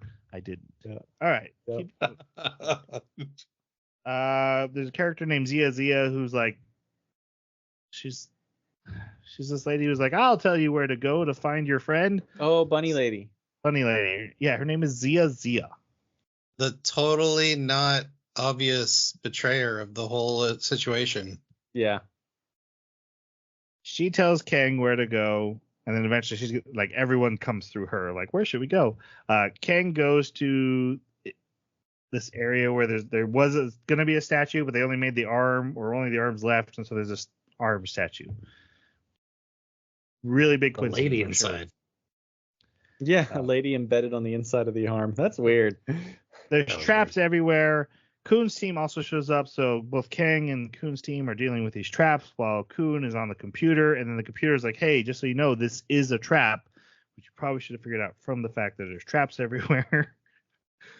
But he's more like, wait, who's sending me a message about it being a trap?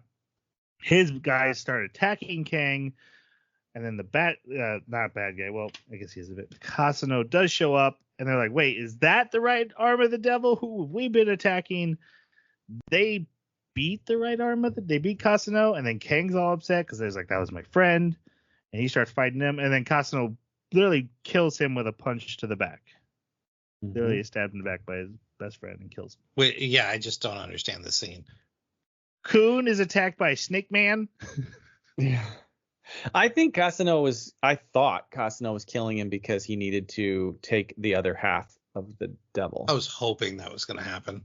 Yeah, but he didn't. They brought him back instead. It seemed he knew that he could bring him back, so this was just the quickest way to immobilize him. Yep, exactly. Again, this all gets really convoluted. Bomb and the bunny girl show up, but she's like, and Kang's dead, and so Bomb's like, who killed him? She's like, it must be these two guys. You should totally attack him. I saw it. He never goes, wait, you were with me? How did you see that? Uh-huh. She did say through my lighthouse, which I hate that name. They start fighting. Stuff keeps happening. Eventually, Kuhn shows up, sees Bomb, doesn't recognize him because his bangs have been grown out. It's very distracting. And he has long hair. Uh-huh. Yeah, but it was really like you can recognize someone with long hair. I don't know. Bangs. First time I saw Jeremy, I was like, who are you? Is that? Yeah. Well, Bomb needs to get a beard if he really wants to. There you go. Go incognito. This all was a setup to get Bomb pressed into a corner of like, hey, we'll kill your friends unless you join. Unless you kill Kuhn. No. That was the order. That was the order on the slate, was kill Kuhn.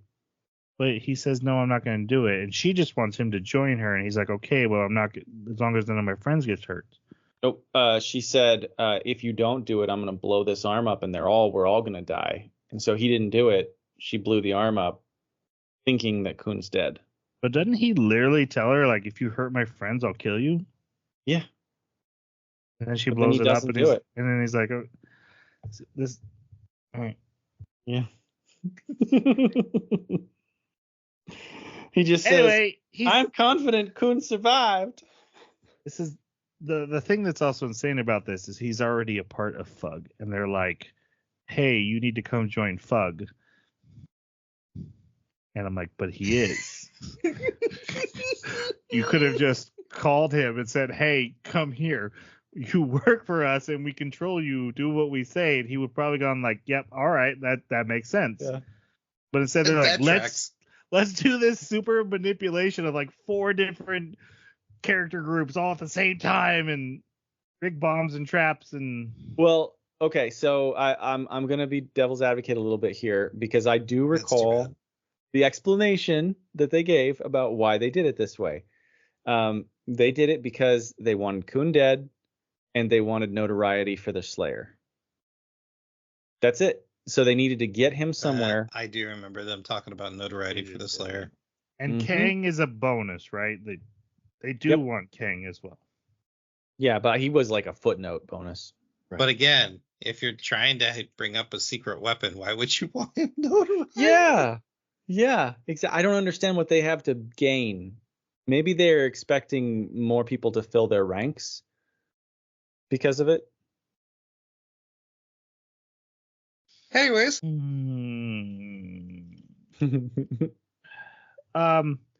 We also Is it not a satisfying story arc? We also see the traders on Kun's team make their play. They kill the chicken. No, That was horrible, especially the way they did it, where he's like psychopathically dripping. Take your medicine, chicken. Yeah, Take even your he's medicine. already was great. dead and still dropping the poison into him. Oh, yeah, friggin' psychopaths. yes. And then Dawn's like, "Hey, what's going on?" And they're like, "Oh, well, we're actually traders for Fug, and we're gonna kill you." And then Rachel walks in, and she's like, "Don't kill him. He's a great guy. He's gonna be my legs. I like this guy." And he's like, "Wait, you're part of this? You're the worst. You're a psycho." And she murders him, which we find out she doesn't, but just stabs him. And I sat up and I was like, "Oh, that's the first interesting thing that has happened." In Right? this Right? and it's a great scene. It plays very well. It is captivating. Yes. And I was like, it is episode 11. What is happening? Mm-hmm. Okay. Almost done. Wongman's group, they had gone there, so they find Kun. And Kun's old team sees it on the news what happened, and guys, we get news. the news that plays through the tower and reports on every level of the tower. Right. Yes. Yep. Guys, we get a Rock cameo. I don't know if you guys remember Rock, but I remember we all loved him. He's the lizard guy with the spear, and he was hilarious. Oh yeah. He's like, He gets a cameo here, and he remember he called Kun Turtle all the time. So he's like, I'm gonna go capture the scheming turtle. That's right. So I was, and then this is the one of the end bits that made me laugh is his end bit is that's all my screen time, and that's the whole end bit. All right, so everyone is finding out about this. Bomb, he's on a flying cave fortress now. Mm-hmm. That looks exactly like the inside of the statue, but it's not. It's a different cave they're now in. And Kun's top two fighters are there, and they're like, okay, we're going to fight. And then Bomb's like, nobody fight. Let's add them to the team because I don't want them to die because I wanted to protect Kun. Kun is also figuring out who that Slayer guy name is, whose name now is Julius Caesar. He now knows it's Bomb. Okay, what is the real name? Oh God. Julian Giles. Is it Georgie. Juan von Schnickelbacher? Don Juan DeMarco. Yes, there we go. It might take a minute. I bet I wrote it. We should move on. I want this. I've been lying about his name the whole time, and I kept waiting for you guys to call it out. Well, we just didn't care. No one cared. I did not like this name. He would have killed the loan shark. Yeah, you would have. It was so needlessly long. Would have been.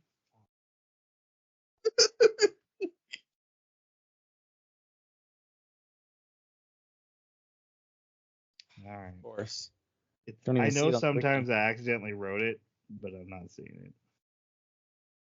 All right, we'll just his name was Juju Beans. Might as well have been. Yeah. So and he gets him to agree to join the team, although as Misa gonna climb Viola. the tower. His name is Viola. I found it. End the episode right there. Yay! Let's go to Viola. final reviews. Yep. Viola. Oh. It is bad. That is bad. Mm-hmm. Anyway, Kun's alive, and Wangnam's team has him, and then he attacks them immediately. And then they're like, "Hey, we'd like to meet your team," and they give it the pocket, which it doesn't matter at this point. It's a flying wallet, info. It's your cell phone. It's everything. They didn't but not, give him that. but not Elias. They gave. No, yeah. They gave Kun. They gave Bam's- Bomb's pocket to Kun. No, Yeah. Bam gave it to him. That's how they Well- found him, remember? Okay, no. He put it with him so that they could find him, but when they found him, they took it from him, Okay, and they you're right, had yeah. it. In the So apartment. then they sense. gave it to him. Okay, you're right. I didn't remember that. I forgot first they thing, took though, it. But they do. Yeah. Yeah, and then So they go to he starts his. putting He's it like, "Hey, together that it's an A rank pocket that came come from. to my facility, my secret facility I have. Come to it." And they all go to his facility, and then everyone's dead. Oh no! And they except for don't Tony. Everyone. suspect him of foul play? I would have. Well, I don't know. Oh, Because heck they yeah. found him. They found him in rubble. Well, sure. But like you And, come and to why his would place.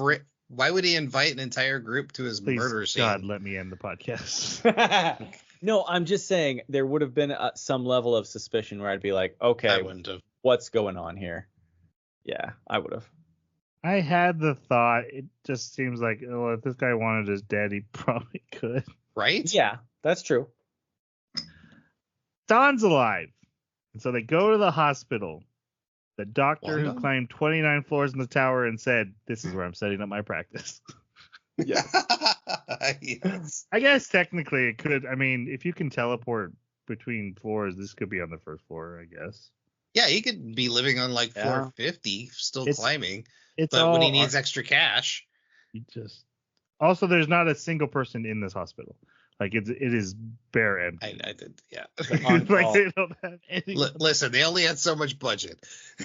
The The cafe was full. You got to make that $5 stretch. If you rewatch that cafeteria scene, none of the other patrons move. It's pretty It's funny. just a static Yeah. shot. All right, so Kun meets with the red-haired lady because he's like, "Wait, that was Bomb? Was it not Bomb? What do I do?" And the red-haired lady's like, "Hey, just showing up randomly, letting you know that was Bomb." Confirmation. So you can move on Confirmation. with the storyline. I was behind all of this. I masterminded all of it. Now I'm switching to help you for reasons. Okay. Well, no, Uh, this is where she reveals, like, Rachel was our plot to get the irregular to the bottom so we could control him because we want to kill Jihad. Yes. Why would she tell Kun that? Also, what's 'Cause weird is she told Rachel to kill him. Like, that's what Rachel was supposed to do, not necessarily push him out. So if she had killed him, that would have kind of ruined Vug's plans. They're lucky that she failed on so many, decided not to so many times. Right. She was supposed to stab him to death. Like, Yeah. the fact that she pushed him at the end was happy coincidence because they were fighting a monster and she just had that opportunity. But she had a knife with her in the season 1 and she's supposed to murder him. Yeah, that's true. Yeah. Mhm. Anyway, yeah. So she's here like, "Hey, here's my total evil plan that'll help you to get Kun back on your team." Because Fug knows that they need Kun, or not Kun. So they're trying to control Bomb. And the problem is that if they push him too far, he's just going to stop caring about them hurting his friends, and he's just going to go on a rampage and kill them all. Because she admits that he could they have no one to control him, power for power. So they need Kun to be a second option for Bomb to make the decision to join their team after the next battle. Because if they just force the Fug team on Bomb's going to be miserable, and it's going to just push him further and further towards that ultimate, okay, I don't care what you guys do, I'm doing this, I'm going to kill you all kind of thing. It's the carrot. Are you aware that less than 24 hours ago this group tried to kill Kun? what is this plan that you're talking about? They literally tried to murder this man. She's a little different from Fug. Like, yes, she's part of Fug, but she is a guide, and she's saying that she acts on her own. So all she really cares about is getting getting Bomb up, whether it works through Fug or works through Coon. She doesn't care. I think so. That makes more sense. Like, especially because Coon's part of the family and should be one of the ones who is killed by Bomb if Fug gets their way. I'm done. He asked to join the team of losers, and they're like, we should totally do this. And Wingdom's like, no, we can't. I'm having an emotional reaction to this. And he runs inside, and Coon's like, what's going on? And he's like, we're just so bad. He's like, right.